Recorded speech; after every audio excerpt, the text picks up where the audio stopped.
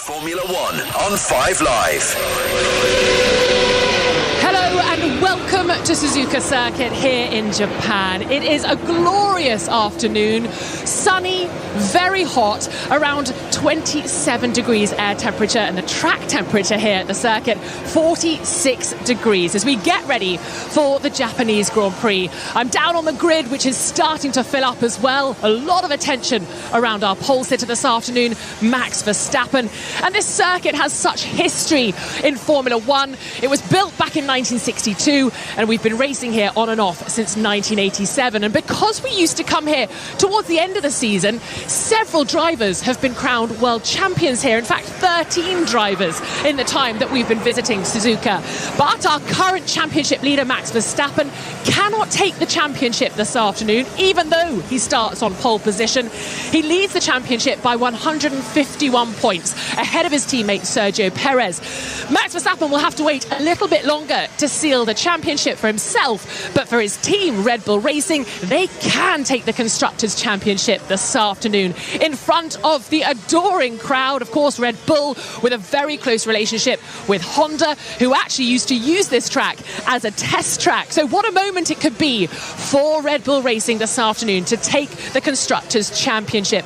Can they do it? It looks like almost a certainty this afternoon. Such has been the pace of Max Verstappen. His teammate Sergio Perez a little further down the road, starting from P5. But we've got a Japanese Grand Prix ahead of us, and we're hoping for an exciting one. Perhaps the start will give us most of the thrills this afternoon, and calling that start up in the commentary box is our lead commentator Harry Benjamin, alongside the McLaren Formula E driver Sam Bird. Guys, glorious weather. This place loves Formula One, Harry, and we've had such a great week, haven't we, here in Japan, learning the transport system, mingling with the fans as we made our way into the track. The fans are filling the grandstands. They enjoy and embrace Formula One. Of course, they've got a driver on the grid, a home driver in Yuki Tsunoda. It's a really great afternoon to be a Japanese Formula One fan, isn't it? Oh, absolutely. I mean, for us, it's a shame we cracked the transport system right on the very last day, but we come back to Japan a little earlier in the season next year, so we'll know it for then. But yeah, you've set it up so nicely. I mean, we have such an amazing vantage point from our commentary box as well. We're right at the back, on top of the main grandstand, which runs parallel to the main straight. Opposite us is the Aston Martin garage and the Alfa Romeo garage, but we can also see near on the entirety of this circuit, the grandstands are absolutely packed, and they've even got sort of the old concrete grandstands in use as well, a bit like an amphitheatre effect. It's wonderful scenes here, and there's a reason why everyone raves about Suzuka, and for my first visit, I can see why. Yeah, exactly. It's such an iconic track, a figure of 8. That's the shape of the circuit. And in Japanese culture, the number 8 is actually lucky, isn't it, Sam? But could it be a lucky number 8 for Max Verstappen today? Could it mean that he takes the win and therefore Red Bull take the championship? His teammate's a little bit behind, but Max has almost won this championship all on his own for the team. He has. I think if he was his own constructor, he would still be winning or leading the Constructors' Championship, which is fairly remarkable. I didn't realise that we'd conquered the train routes. Yeah, I didn't realise that we'd done that. I thought that we were still learning, but anyway. Today was a pretty smooth journey. No, I think this is Max Verstappen's race to lose. I can't really see anybody getting in amongst him for pace. I think maybe the McLarens might try and hang on to him for a little bit, but I think that he's got too much in the tank for everybody out there today. And of course, Japan has been the scene for a few McLaren incidents between the McLaren teammates over the years. We've seen some argy-bargy. I hope we don't see that today, because I think we're really after some wheel-to-wheel racing. Whether that's challenging themselves or the Ferraris from McLaren's point of view, that's great, I think. We probably won't see them challenging Max Verstappen in the Red Bull. But it feels funny, after just a week ago, I was saying, oh, gosh, what's happened to Max Verstappen in the Red Bull? He was starting from P11 on the grid in Singapore, and now he's right out front, setting a blistering lap to take pole position yesterday. It's kind of back to business as usual, isn't it? We were getting a bit worried that might have been the demise of Red Bull a week ago. No, I mean, I certainly wasn't. He's been on a mission all weekend, and nobody's really got anywhere near him. He's had 3, 4, sometimes half a second in the pocket of everybody else out there, and just goes to show you 6/10 clear in qualifying. And to be honest, his race run pace in FP2 was fairly ominous as well. So look, I don't want to say that this is going to be a Max Verstappen drive off into the sunset kind of race, but it might be a Max Verstappen drive into the sunset kind of race. We might have to look further afield and back down the field to get our excitement this afternoon, I think is what you're saying, Sam. That is what I'm saying. Well, look, I'm Rosanna Tennant down here on the grid. I'm going to go for a little wander. You can hear the engines firing up. All the drivers are in position on the grid. I'm going to go and see who I can find. Harry, you talked about that incredible vantage point. Tell us what you can see and what you're expecting come this afternoon's Japanese Grand Prix. Well, we did have a vantage point of view, Rosanna, but I've lost you into the crowd now that is the grid. So as it starts to fill up, or actually it will start to empty out soon, but it's still fairly packed. Alongside myself, Harry Benjamin and Sam Bird in the commentary box is the BBC's chief F1 writer, Andrew Benson. And Andrew, as Rosanna alluded to, it is hot today. It's been hot all weekend. And this seems like it's going to be a race all about tyres.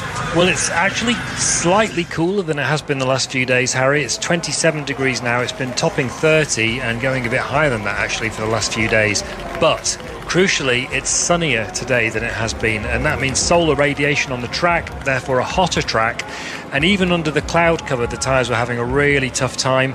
It's going to be a two-stop race. Interestingly, the other teams think that Red Bull and Ferrari have probably made a mistake in focusing on the medium tyre for their main tyre allocation, whereas the hard seems to be the more favoured tyre now. And two engineers have told me that sorry, Andrew, one second, we'll come back to that. Rosanna's with Christian Horner down on the grid. Christian, what a lap from Max Verstappen yesterday. I guess that translates into race pace as well for you guys. Well, look, I mean, it was an amazing lap, one of the best I've ever seen yesterday. And, of course, that denotes the track position for today, but the race is a completely different challenge, and it's very hot. It's going to be interesting to see how these tyres behave in this heat. Is that the only Achilles heel, do you think, this afternoon for you, or do you think McLaren might get Max off the start? Well, look, I mean, there's so many factors. First is the start, but then thereafter, strategy. Yeah, how many stops is it going to be? Is it one stop? Is it two stop? Yeah, you know, we've got to have the speed in the race. And Max has only got one set of hard tyres. Without getting too technical, does that put him at a disadvantage this afternoon because the likes of McLaren have two available, or are you confident enough in his race pace and racecraft? Well, we've got a lot of mediums. We've got 3 new sets of mediums compared to one set of McLaren, and we've got one hard compared to their 2 hard from the tyres that Max was able to save yesterday. Now, what we don't know is which is the best compound of tyre for today. So you can't tell me what you're starting on, is that what you're telling me? No. Well, good luck, and of course a huge moment for the team to take the Constructors' Championship here, I imagine would be a perfect sort of marketing optics situation for you, for Red Bull and the Honda link-up to take the Constructors here. Well, look, I mean, if we were able to do it at this point in the year here in Japan, you know, would be a massive result for the whole team. I mean, to do it this early would be phenomenal, but, you know, we're very much focused on this race. The points will then take care of the championship, so we're not thinking about that. We're very much thinking about this Grand Prix. And Sergio Perez starting from P5. Were you hoping for more from Checo this weekend? Well, look, we know Saturdays aren't his strong point of the weekend. He comes alive on a Sunday, and I think he can still have a good race from there. So, as long as he gets a good first lap, hopefully we can put the pressure on the cars ahead. Good luck and enjoy it. Thank you very much. Christian Horner, the team principal of Red Bull, chatting to Rosanna down on the grid. Tyres very much the talk of the town, Andrew. Indeed. So what I was going to go on to say was it's probably not going to be a problem having the medium tyre for Red Bull, even if it is suboptimal compared to the hard, because Verstappen is so superior to the rest of the field. No one believes they can race him, even if they get ahead of him at the front. McLaren will try, but they're always aware that Verstappen's going to have so many options as the race develops that they've always got one eye on, let's not mess up our own race by trying to race Max when he's going to win anyway. Yeah, well, we'll keep an eye on that as the race unfolds, and we'll get exactly an idea of what tyres everybody is running as soon as the mechanics reveal them and take off the tyre warmers on the cars. But the grid absolutely packed right now. The music is blaring, and Sam, the McLarens have a very nice vantage point. Back in Silverstone, Lando Norris started second. Oscar Piastri was right behind him, and Norris got up into the lead. It didn't last very long, but he was able to make use of a better start and perhaps a slightly better line going into turn 1. Could something similar happen here? Yeah, there's no reason why it can't. You know, I think a McLaren has an opportunity to lead this race very early doors. Can I see one winning on pace? No, not today, not with the gap that Max Verstappen has to the field. But, you know, if they do to get a car in the lead, could they put him under a bit of pressure? Could Max make a mistake? That is the only way that they're going to win, is if they get Verstappen into a McLaren sandwich and somehow make him make a mistake, or make Red Bull make a mistake in a pit stop. They need something to happen for Max Verstappen to not win this race. Yeah, and usually in Suzuka we get a lot of rain and a lot of torrential weather, but that doesn't seem like it's going to be any kind of factor today. It is a little overcast, but there is plenty of blue sky. The sun is shining, and the mountainous regions that surround this Suzuka circuit really do make it an absolutely beautiful track to witness. The two McLarens then starting right up behind Max Verstappen. Let's head down to the boss of McLaren, Zak Brown, who's with Rosanna. Zak, congratulations on a fantastic qualifying performance. How confident are you that that can translate into race pace this afternoon? Our race pace is good. Our tire deck is good. I think we can finish where we start. If Max blinks, which he usually doesn't, then maybe we can seize an opportunity. But I think we're going to have a good race today, and yeah, we'll see how it plays out. And how ready are you to sort of be bold and aggressive with the strategy to almost trick Max into things that he might not want to do this afternoon? He's experienced, so it's pretty hard to trick him. We're going to try every trick in the book, but you know, he's got great race pace, and as he's had all year, last couple of years. So I think we need to make sure we don't get drawn into doing something that is off of our strategy. So we'll run our own race and see where we end up at the end. And of course, Oscar out qualifying Lando. Lando talking about how much Oscar's been pushing him. The needle may be developing between the two of them. We've seen this track in particular be the battlefield for some McLaren drivers in the past. How are you going to manage things this afternoon on that pit wall? Yeah, we're going to let them race. We're going to let them race hard. They'll race cleanly. I'm not too worried about them. They get along great, and they know they're racing for the team. At the end of the day, we have some points to make up here if we're going to try and get to fourth in the championship. So I'm comfortable. Well, I should say I'm confident. I'm not sure how comfortable I am. But we are very excited that you're going to let them race. We've got Sam Bird on our commentary team this weekend, obviously recently signed for Neon McLaren Formula E. A message for him today? Yeah, I expect to see him. He's just got a new contract, so I want to see front row in his first race. Hope you enjoyed dinner with him last night. Absolutely. He says yes, boss. Cheers. Good luck. No pressure then, Sam Bird. And that was Rosanna Tennant talking to the CEO of McLaren, Zak Brown. Front row, first Formula E race, McLaren? Yeah, why not? Thanks for putting me under so much pressure now, Rosanna. That's great. But it's Zak mentioning there, you know, wanting to close in on fourth in the Constructors. They're 78 points behind Aston Martin. And let's talk a little bit about Aston Martin, because Fernando Alonso starts in 10th. Last time in Singapore was the first non-points finish for Alonso. Stroll couldn't even take part in the race because of that huge incident in qualifying. Stroll, for this weekend, starts down in 17th position. It seems, having had an amazing start to the year, Aston Martin is just starting to lag behind their rivals now. Yeah, they've tailed off, haven't they, compared to the teams that they've been racing against, the likes of Red Bull. McLaren have really upped their game. Ferrari have upped their game. Mercedes are a bit hit and miss, but seem to be finding a little bit more form than Aston Martin.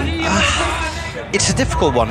Alonso will always get the most out of your car. The second car in that team is not firing on all cylinders at all. But yeah, lack of updates and good updates is certainly hurting that team. Yeah, well, Fernando Alonso can usually get the absolute maximum out of a car, so we see him start from 10th on the grid. He's actually just behind Yuki Tsunoda, the home driver on the grid. He was giving a speech yesterday on the main stage in front of the thousands of fans to celebrate his contract renewal with AlphaTauri. We will see him line up alongside Daniel Ricciardo in that team for 2024, and he has backed that up with a great qualifying and clearly getting a little bit of extra help from racing in front of the home fans. They love Tsunoda here. Yeah, they any time that there's a home driver here in Japan, they get the most incredible support. I remember, I think it was 2012 when Kamui Kobayashi got a podium here in the Sauber.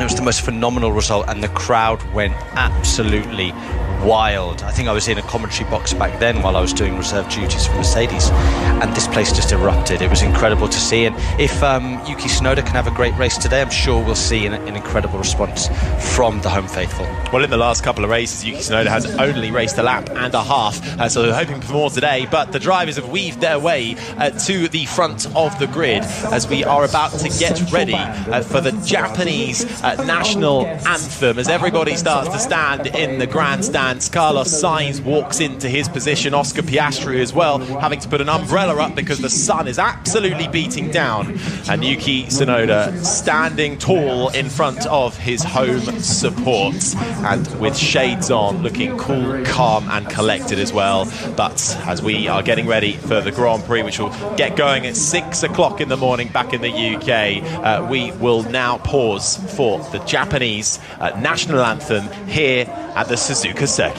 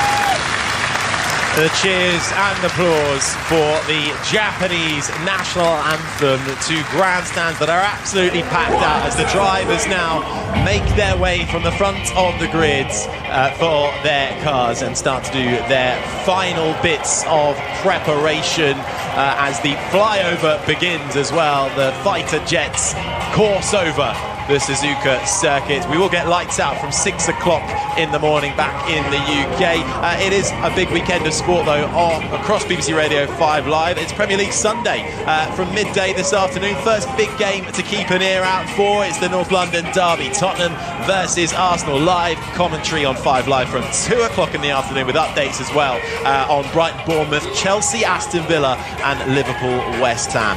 That's coming up later this afternoon. Kickoff at 2 o'clock. Back here in Japan though, and the heat is getting intense. There's a bit more lack of wind today. You can feel the heat more. It may not be as hot as it has been the last couple of days, but because the wind speed has died down, you can really feel it. How are the drivers going to be preparing for that and their last minute preparations as they get into the car, Sam? Well, let's remember the last race was Singapore, the most hot, humid, hardest race of the year in terms of the heat and what they do in terms of sweat and hydration.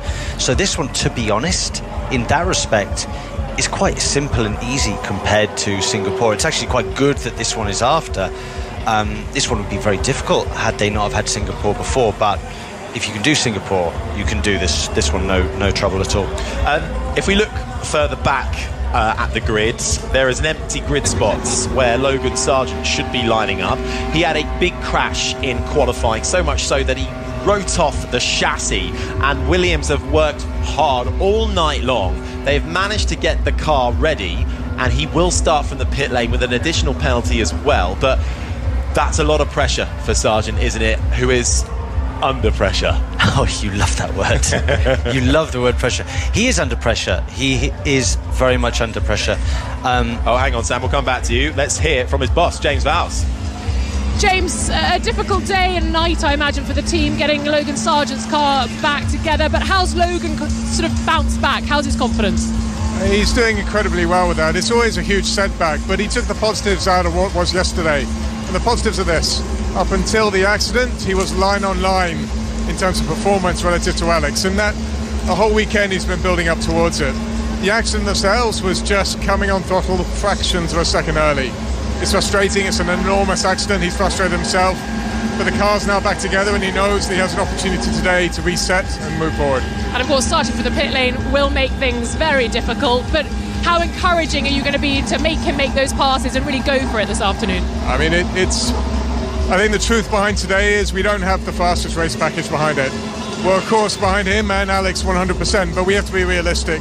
It is incredibly warm here. I mean, you're great at creating colour, but I'm sweating all over. I'm struggling. It's unusual for Japan, but fundamentally we know this is going to be really a race of survival for us in our car. In the case of Logan, we're just going to make sure we hang on and take opportunities, it appears. And for Alex, though, we've seen such great performances of late, even with a car that perhaps doesn't suit the circuit, maybe not a great package for this weekend. He's capable of moving forward, though, isn't he? Is he outperforming this car? I mean, there's no doubt that it's always difficult to say whether you're outperforming the car, because the car is what it is, but he is doing an incredible job. And really, all across the year, you'll see he's stepped up more and more and more. Where we are now is we've got two AlphaTauris in front of us. They're direct championship rivals. We have a tyre advantage relative to them. We've got two new mediums. They'll probably have to start the race on the used soft. Let's see how that all pans out, but it's going to be a tough old race.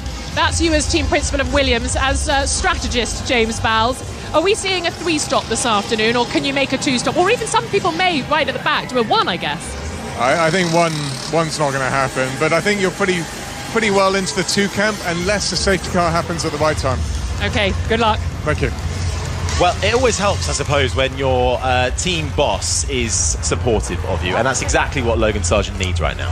Absolutely. James Vowles, I've worked with him before. He's a fantastic leader, great strategist, and I think he's steering Williams into the future and onto the right path. You know, that team has suffered some difficult times over the last decade or even 2 decades, but you know, they're slowly but surely going in the right direction.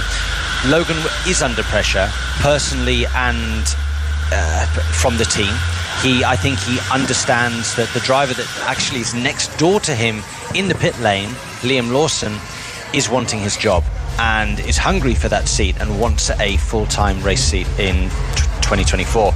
So he needs 6 decent races now. That's what he needs. He needs to finish the races, and he needs to, if he can, get off the score sheet and score some points. Absolutely, and of course this is a track where Logan Sargent hasn't raced before, so obviously he's taken part in the free practice sessions and the first part of qualifying, but he will have his first Grand Prix distance here in Japan when the lights go out, and he will feed from out of the pit lane. His teammate Alex Albon starts in 13th, and James Vowles mentioning there the tight fight at the back of the Constructors' Championship. Well, Williams have that marked off at the moment, 21 points, only 9 ahead of Haas, who are only 2 ahead of Alfa Romeo, who are only 5 ahead of AlphaTauri. So it is tight. 1 big points haul from any of them can completely flip that side of the championship around. But back at the top of the Constructors, of course, it is Red Bull, who need to outscore Mercedes by 1 point to claim their 6th world title. It's a foregone conclusion, but just, is there a way we can sum up how incredible Red Bull have been this year? They have been in a league of their own, not only with Max Verstappen, but as a team as well, to understand these new regulations that came in the last couple of years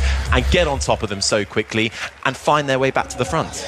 Well, what impresses me the most is the fact that they dominated last year as well, but then there was that little cloud looming over them where, you know, there was the cost cap and overspending. We thought, well, they're not going to have as much wind tunnel time, and then they can't spend as much money this year developing their car. However, they've pulled away from everybody. It's not that other people have caught them up in any way, shape or form. I mean, Max has taken it to another level, dominated the season. He will wrap up the Drivers' Championship, and they will win the Constructors, I believe, today. Well, we are nearly ready to go racing as the grid begins to clear itself and the drivers get their last bits of coaching from their performance engineers, and the tyre trolleys are wheeled off the grid, and the mechanics and the engineers take their places in the garage and on the pit wall as the sun beats down. The Japanese Grand Prix will get going at 6 o'clock in the UK. We've also got weekend breakfast coming up from 8 o'clock in the morning, straight after the Grand Prix. But first, let's get all your latest headlines with Al Tansley. Listen on BBC Sounds. This is BBC Radio 5 Live. The BBC understands a decision on the future of HS2 will be made this week. The Prime Minister and the Chancellor are believed to have been discussing the viability of the proposed Birmingham to Manchester leg against the backdrop of increasing costs. Yesterday, former Prime Minister Boris Johnson warned against scaling back the project. Here's our correspondent Ian Watson. Boris Johnson, we heard, said there shouldn't be a mutilated version of this project. And Sadiq Khan, the Mayor of London, has written to Rishi Sunak saying the whole project will be a colossal waste of money unless it's completed. It's not even clear, for example, if it will extend all the way in to central London. Downing Street are refusing to comment on this. What they're pointing out is that spades are in the ground on the project already. But I can tell you this, those spades I don't think will be doing very much digging between Manchester and Birmingham. Bus services in parts of Greater Manchester will be back under public control from today. It's the first area outside London to implement a franchising system in almost 40 years. The region's mayor, Andy Burnham, has said customers' needs will come first. Scotland Yard says a number of officers have decided to step back from duties where they carry guns. It's in response to the charging of a police marksman with the murder of Chris Cabber, who was shot dead in South London last year. More than 100 officers are believed to have temporarily given up their right to bear arms. A limited number of officers from neighbouring forces have been assisting the Met on armed operations. Police are trying to trace a dog owner after what's thought to have been an American Bully XL attacked a man in South London. The Prime Minister has pledged to ban the breed in response to a series of attacks. And a 7-year mission to study what's been described as the most dangerous rock in the solar system is about to reach its conclusion. The OSIRIS-REx spacecraft is bringing home samples from the surface of an asteroid called Bennu. They'll be dropped off by the NASA probe as it passes Earth in the next few hours. It takes just one day to overcome your opponents. One day to fill your nation with pride. One day to become a hero. Runs in easily and bowls him. That's a length, and he heaves it away into the leg side. That's going to go for 6. I don't think I've ever seen a game of cricket like it in my life. The ICC Men's Cricket World Cup 2023 coming soon on 5 Sports Extra. We're just a few minutes away from the start of the 2023 Japanese Grand Prix. The drivers are in their cars, the mechanics are waiting nearby, and the grandstands here at Suzuka Circuit are packed out. The fans are ready to see some action this afternoon. Will they get it? We're not totally sure. Max Verstappen is on pole position, and the pace he has shown over the last few days has been blistering. A scintillating lap put him on pole yesterday, but he's lining up alongside a hungry rookie in Oscar Piastri in the McLaren. Hopefully the start will give us something to get excited about, and it's a very hot afternoon here, so plenty of challenges for the teams and drivers to deal with over the next couple of hours. And I'm joined this afternoon up in the commentary box by our lead commentator Harry Benjamin, and also the McLaren Formula E driver Sam Bird. And Sam, this track is challenging. It's a driver's circuit, but with this heat we've got 27 degrees and the track almost sort of 47 degrees or so. That's another challenge for the drivers this afternoon, isn't it? It is indeed. This is one of the most exciting race tracks to drive. Loads of lateral loading, and if you make a mistake, it's a big mistake normally, and you're off and out of the Grand Prix, as we saw yesterday with Logan Sargent. The track temp is coming down slowly. It's gone down by, I know it doesn't sound much, but 1 degree in the last 15 minutes. That will continue to drop as the race continues, I believe, as we get more set into the afternoon. But yeah, I think, look, Max Verstappen is odds-on favourite to win this race. After that, I think we could have an absolute barnstormer of a race between the Ferraris and the McLarens. Yeah, it's going to be exciting to see who wins out. At the moment, McLaren on the grid are ahead. We have Oscar Piastri leading his teammate Lando Norris, and then it's Charles Leclerc in the Ferrari, the best Ferrari this weekend. Of course, Carlos Sainz taking the win last time out in Singapore. That is the battle that I think we're all going to be focusing on. The breeze is getting up just a tiny little bit. That was a factor yesterday in qualifying, disrupting some drivers' laps. Logan Sargent and the Williams having an off, bringing out the red flag. So plenty for everyone to think about in the coming laps. We've got 53 of them. Drivers are getting ready. Harry Benjamin, take it away. It's time for the Japanese Grand Prix. Yeah, we are so close. The tyre warmers are starting to be removed as the grid is cleared for the mechanics that are left on there, and we will get underway for the formation lap shortly for the 37th Japanese Grand Prix, the 33rd at this Suzuka circuit. It will be Max Verstappen who starts on pole position, and we'll give you the grid rundown shortly as the sun shines down here in Japan. It's time for the Japanese Grand Prix.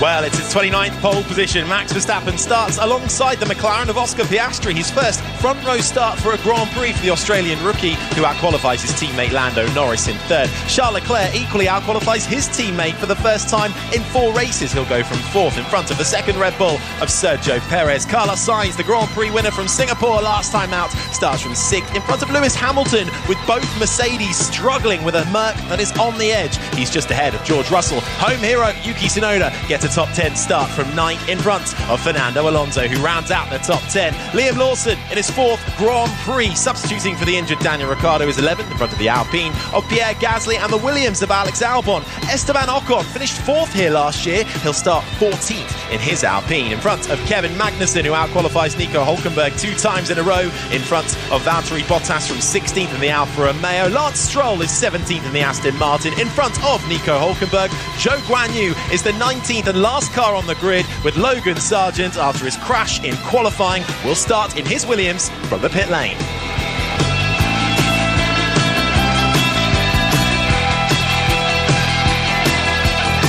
Well, they are well and truly on their formation lap. Max Verstappen and the 2 McLarens just peeling out of the hairpin now. We are right now here for the Japanese Grand Prix, but there's lots of Premier League coverage as well across 5 Live this afternoon. 2 p.m. live commentary of Tottenham versus Arsenal, and then 4 p.m.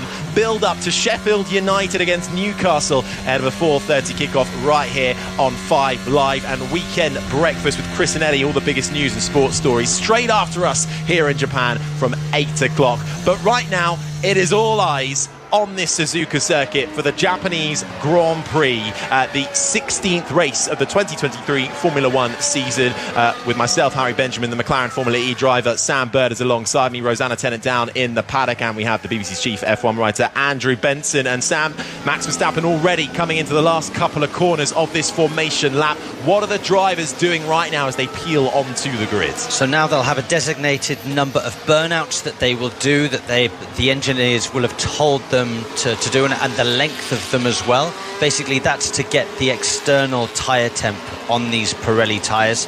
And what is a burnout? What are they actually doing? What do they do? They're basically spinning the rear wheels, like doing, like if you want to look cool and do a burnout on off the traffic lights. I don't do that. But basically, you'll see drivers doing 4, 5, 6 of them. It's an amount, and there's a target to hit and reach in terms of external tyre temp.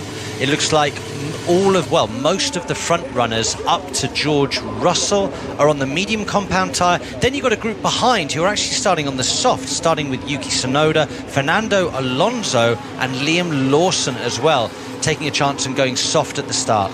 Well, the smoke is coming off the rear tyres of these cars as they slot into place. So let's head down to Rosanna in the pits. Yeah, it's a hot one as the drivers make their way onto the grid. I don't think you're going to want to sit there too long. The fans have been loving the formation lap. Even so, we haven't even got any racing action underway. Fans on their feet in the grandstands, waving flags, cheering as the drivers made their way around this incredible circuit. Of course, cheering on their home hero, Yuki Tsunoda. Can he pull off something special today in front of his home crowd?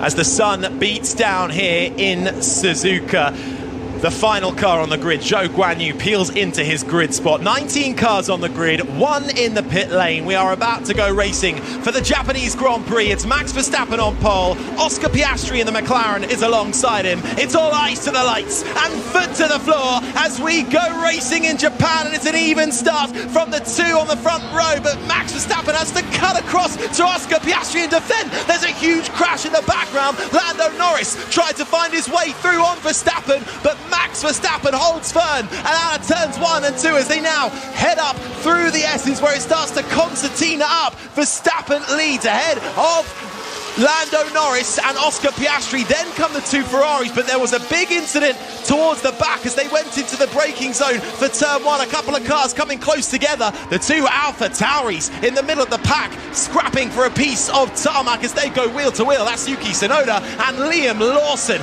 coming into Degner 1. But as they come out of Degner 2 then, it's Max Verstappen, who actually didn't get the best of starts, but just about held on to it. Yeah, positioned his car very well going through turn 1 and turn 2. Lando Norris making up a place on his teammate. Fernando Alonso coming up from 10th on the grid up to 6th. Fernando doing Fernando things. I think there was some sort of incident perhaps between Esteban Ocon and the Alpine and Valtteri Bottas. No, it's the other Alfa Romeo of Zhou Guanyu who says he's got damage. The two Alpha Tauris are going toe-to-toe as they have to neutralise the field straight away. Everybody slows down because the safety car is out as we haven't even completed lap 1 of this race. There is debris all over the pit lane exit actually as you come in to turn 1. The Aston Martin safety car has peeled out and is now on standby waiting Max Verstappen to peel round, but we just about got out of the hairpin and into Spoon Curve actually before that safety car came out. I think Yuki Tsunoda just about managed to get back in front of teammate Liam Lawson in a rather aggressive move through Spoon Curve, and we're now seeing a broken wing and a flat front right tyre from the Alfa Romeo of Valtteri Bottas. So actually, was it a 3-car incident? Bottas saying he's got a puncture, Zhou Guanyu as well, who said on the radio he's got damage, and Esteban Ocon in the Alpine is also registering as 19th on our timing screens, and they're all Logan Sargent, who started from the pit lane, is ahead of them. This early in the race with a safety car, let's see a replay. I don't think that's going to hurt Valtteri Bottas too much. It means he gets off the soft and he can now go on to a hard compound tyre. We look to the back of the field. Oh, and it was just a pinch between the Williams and the Alpine, sandwiching the Alfa Romeo in the middle. There's not an awful lot Valtteri Bottas could have done there. Let's see another glimpse of it. Yeah, they've just come together and pincered him in the middle. Reminds me a lot of what happened Singapore 2019. Down to Rosanna. Rosanna? That is the sound of the Alfa Romeo having a little bit of trouble getting going, and it took a while for them to fit the front wing to Zhou Guanyu's car. Double stacking, that's now Valtteri Bottas coming in, another front wing being brought out by the mechanics, taking it off, putting it back on, people running around trying to get this done as quickly as possible. Plenty of work for the pit wall at Alfa Romeo. Lots of shouting as well going on. Someone running back now. They've got a problem with the front right tyre, it won't come off. About 6 mechanics working on that to get it off. It has now come off. They're holding the car up. I think the front jack may have failed. And sorry, Rosanna, how are they getting on still? They released the car. Yeah, and there he goes. Valtteri Bottas is gone. Wow, onto the soft tyre for them. A lot of confusion there and a lot of helpers needed to get that front right off. Wow, goodness me, just in the first couple of laps alone, they've already put in a day's shift, the mechanics at Alfa Romeo. And well, but a thumbs up there. Thumbs up from a mechanic to a cameraman, actually. Maybe he was in the way. Well, hopefully they might be able to keep a sense of humour about them, but we've just been seeing, while you've been chatting away, Rosanna, a load of replays from the start, and it really did Constantina up. There could have been more pincer manoeuvres. We're riding on board with Kevin Magnussen right now, and the Alfa Romeo is in front of him. The Williams of Alex Albon is to his left, and the Alpine of Esteban Ocon is to his right. Ocon in the Alpine and Albon move in on each other. The Alfa Romeo is on the inside, but why did Zhou Guanyu pick up damage? We're about to find out, and he was an innocent victim from a bit of debris that then bounced off of the Albon Williams car. Williams's Alex Albon took the brunt of that hit. I think it's fair to say they were all able to carry on round turns 1 and 2, but there was also nearly a pincer moment as one of the Alfa Romeos also had a jaunt into the gravel coming out of the exit of turn 2. But there was a lot of close manoeuvring there. Carlos Sainz nearly found himself pincered in between Lewis Hamilton and his own teammate. But at the start, Max Verstappen really had to defend hard from a fast-charging Oscar Piastri. But as Verstappen came across to defend, Norris managed to make hay of that and sweep round the outside and end up in front of his teammate. So it's Verstappen ahead of Norris, Piastri, Leclerc, Sainz, the top 5. We're under safety car conditions right now as Sergio Perez, who had a poor start, down to 7th, having to come in for a front wing change, and he is in and out in 11.2 seconds and feeds to the back of the pack. Damage limitation for him because he catches straight up to the back of Logan Sargent Williams, and he actually will feed out in between the Alpine of Esteban Ocon and the Alfa Romeo of Zhou Guanyu, but he will let them through as he filters to the back of the pack. No overtaking allowed under safety car conditions, and he's just allowing Alex Albon through now as well. So Perez has come into the pits and changed his front wing. Good starts as well from the likes of Fernando Alonso. Lewis Hamilton is 8th. We have a small bit of damage just on the dive plate, but it is very small. Okay, so a bit of damage as well picked up there. It seems like a lot of people just picked up damage from debris coming at them from another person's car. Yeah, absolutely. We saw a replay on board of Oscar Piastri's start. His initial getaway, initial phase was fantastic. I thought that that would give him the run into turn 1 to get Verstappen down the inside. Verstappen's covered.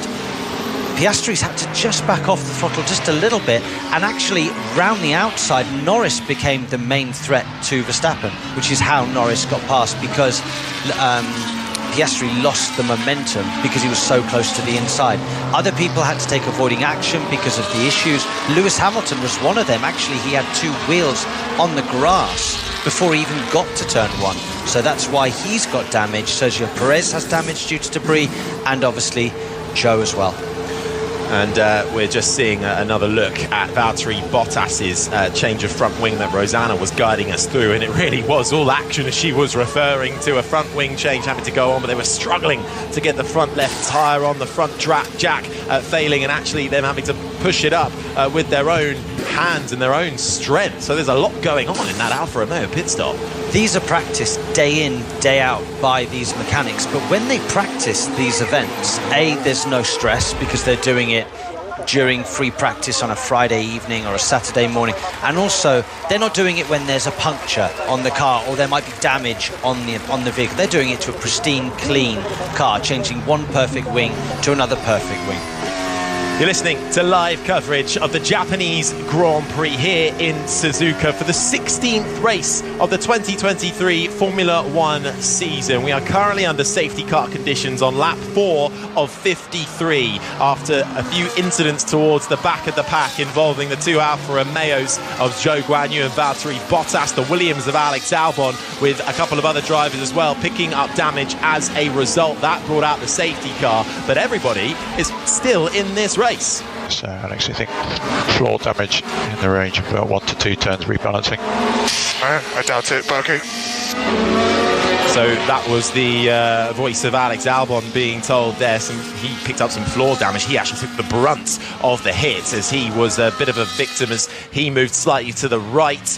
Esteban Ocon moved slightly to the left in his Alpine, and then there was an Alfa Romeo in the middle, and a pincer manoeuvre took effect. But we are under safety car conditions here, but that is ending at the end of this lap, with Verstappen in the lead from pole position, ahead of Lando Norris, who managed to get ahead of his teammate, Oscar Piastri, who's 3rd. Then the 2 Ferraris of Leclerc and Sainz. Fernando Alonso with a good start in his Aston Martin is up to 6th, in front of the 2 Mercedes of Lewis Hamilton and George Russell. The 2 Alfa Tauris were scrapping for absolutely every inch of road in the opening lap. Lawson getting the better of Yuki Tsunoda, but they do round out the top 10 in front of Stroll with a great start from the back of the pack. Hulkenberg 12th, Gasly, Magnussen, Ocon the top 15, Zhou, Albon, Perez, who also came in for a pit stop to change his front wing, Logan Sargent, who started from the pit lane, and Valtteri Bottas is 20th and last after that very long pit stop, changing his front wing.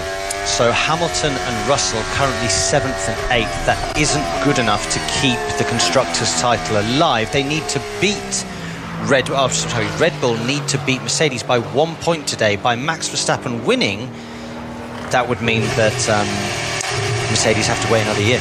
I think it's going to take a miracle for Red Bull not to win the Constructors' title. They're 6th in history here in Suzuka. But the safety car then begins to peel away into the pits. That lets Max Verstappen take over control of the pace. He's at the front of the pack as they come through the fast left-hander of 130R, but they are trundling at such a slow pace. When will Verstappen decide to go? This is Lando Norris's. I think this is his one chance. If he wants to get past Max Verstappen, this needs to be the restart of all restarts for the McLaren driver.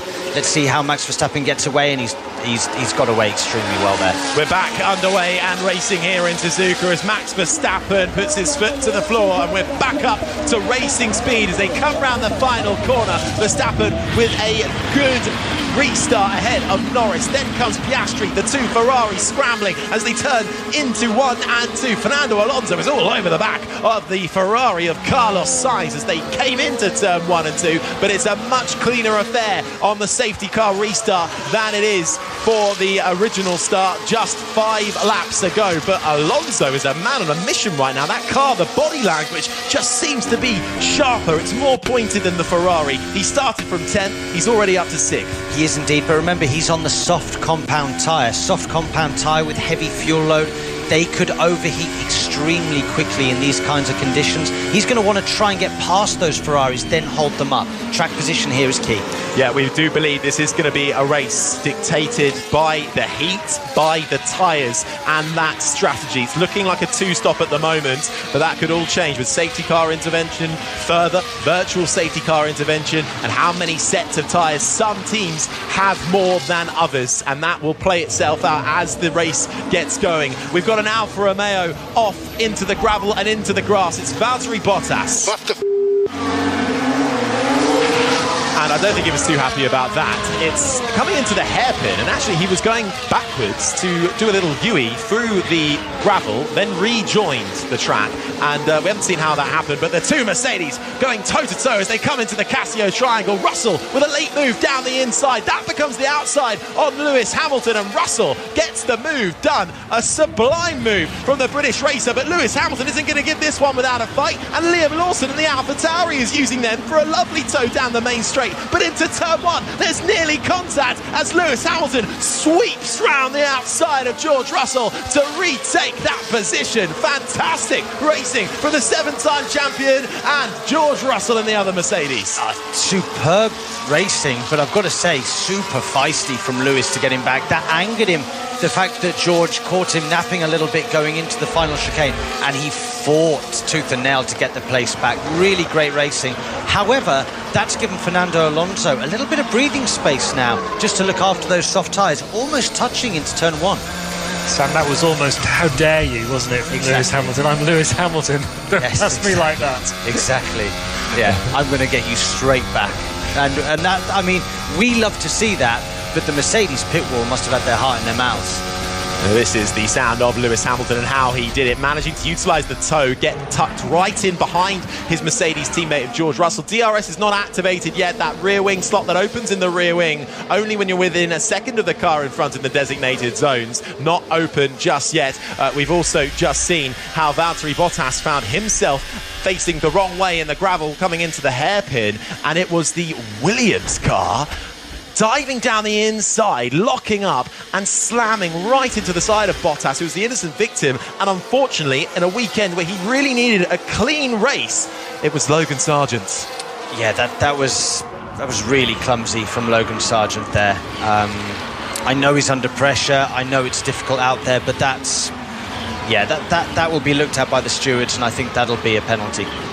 DRS is now enabled, so when you are within a second of the car in front of the designated zones, one of them being down the main straight, you can utilise that rear wing slot opening up and gain a couple of extra kilometres an hour, along with the benefit of the natural tow and the slipstream from a car in front of you to try and make a manoeuvre. It's lap 7 of 53 for the Japanese Grand Prix. It's Max Verstappen and the Red Bull who leads. Red Bull well and truly refining their form after a momentary blip last time out in Singapore. The two McLarens are fighting nicely. Lando Norris managing to get ahead of Oscar Piastri at the start. Then come the two Ferraris, Leclerc ahead of Sainz, Alonso, Hamilton, Russell, and the two AlphaTauris of Liam Lawson and Yuki Tsunoda rounding out the top 10. Then comes Stroll, Hülkenberg, Gasly, Magnussen and Esteban Ocon, the top 15. Joe Perez, Albon and Sargent, 19th and last in this race. He just came together with Valtteri Bottas. Sargent managing to carry on. Valtteri Bottas has now come into the pits for another pit stop. So that means Rosanna Tennant's watching on. Look at the car. He's held there for quite some time. He's now out on the hard tyre, but it wasn't a case of a quick stop and go. There was a delay, so something wrong with the car potentially being checked over by the mechanics, but he is on his way again. One to watch. It's been a bit of a miserable start to this race for poor old Valtteri Bottas. 2 pit stops already, but not even a lap 10. But Sergio Perez, who equally had to come into the pit stop after getting damage to his front wing, he came in for a front wing change. He'd actually had a bit of a poor start too, and he's at the back of the pack for the time being, but he's just managed to get a position on the Alfa Romeo of Zhou Guanyu. So Perez now is up into 16th spot. I think Perez, because of the early stop that he did, I believe he started on the medium compound tyre. I think because he did such an early stop, he's now forced to go hard to the end of the race. I can't see him doing anything else. He can't. He's only got one set of hards. He's only got one set of hards left. Wow. So, okay, he's going to have to try and eke these ones out for a long period of time. Yeah. The other interesting thing is the Ferraris are keeping the McLarens quite honest at the moment. Charles Leclerc sitting 1 second behind Piastri and Carlos Sainz within DRS range of his teammate. The 2 Mercedes, the 2 Alpines, the 2 McLarens, Alonso and Magnussen are the ones with this tyre advantage. They have an extra set spare of these hard compounder tyres, whereas the others do not. So we saw pictures of Sergio Perez coming in the box, changing his front wing and tyres. When he exited the box, he actually overtook a couple of cars before letting them through again. This is now under investigation by the stewards for a safety car infringement. Okay, well, Perez did slow down and let them all through, didn't he? And then peel up to the back. So we'll see how that one comes underway. And that incident between Logan Sargent and Valtteri Bottas in the hairpin is also under investigation. But further back in the pack, we have a Haas and an Alpine scrapping for position. It's Nico Hülkenberg in 12th, who is ahead of Pierre Gasly in the Alpine. And then comes Magnussen, then Ocon, and Perez is finding this gaggle of cars as well. This is Sergio Perez, but we can head down to Rosanna back at Alfa. Yeah, and it's another visit for Valtteri Bottas into the pits. Unfortunately, it's a retirement. He's being wheeled back into the garage now. So obviously, whatever they saw when they were waiting and holding him in the box has proved too difficult to surmount. So game over for Valtteri Bottas in the Alfa Romeo. What a difficult first part of the Grand Prix for that team. Really hard times for Alfa Romeo, who are desperate to score some points. Back out on track, though, Sergio Perez is trying to make up moves, while his teammate now has a 2.7 second gap. Perez, who's come in for a pit stop, is now half a second within Esteban Ocon, who is in 14th. Then comes Kevin Magnussen just in front of them of the Haas car in 13th. His teammate Nico Hülkenberg was also in this gaggle of cars, but he just came into the pits and then came back out again. Logan Sargent confirmed 5-second time penalty for causing that collision with Valtteri Bottas. Now, Sam, Valtteri Bottas, as a result, it seems, is now out of this race. Is that a fair enough penalty? No, I was just about to say, I think that's extremely lenient. I would have said that was a drive-through penalty. I think because if you take another driver out of the race, 5 seconds, I don't think is enough. My personal view. I've had 5-second penalties before, and they're for nowhere near that kind of thing. As also we see a 5-second time penalty for Perez for a safety car infringement. Now they're very different incidents. One where you're taking another driver out of the Grand Prix. One is a safety car infringement, which he let the cars back anyway. I believe it was that. I don't think they should carry the same weight, personally. No, and in a weekend after where there were multiple impeding investigations in the Singapore Grand Prix qualifying, with Max Verstappen and Logan Sargent being the ones who were investigated, normally that is a slam dunk grid penalty because they did hold up drivers. They weren't given any penalties, and then the same stewards come here in Japan speaking to all the team managers and saying, yes, we got that wrong. That's going to be looked into. So once again, stewards then deciding some interesting penalty results. But Back on track then.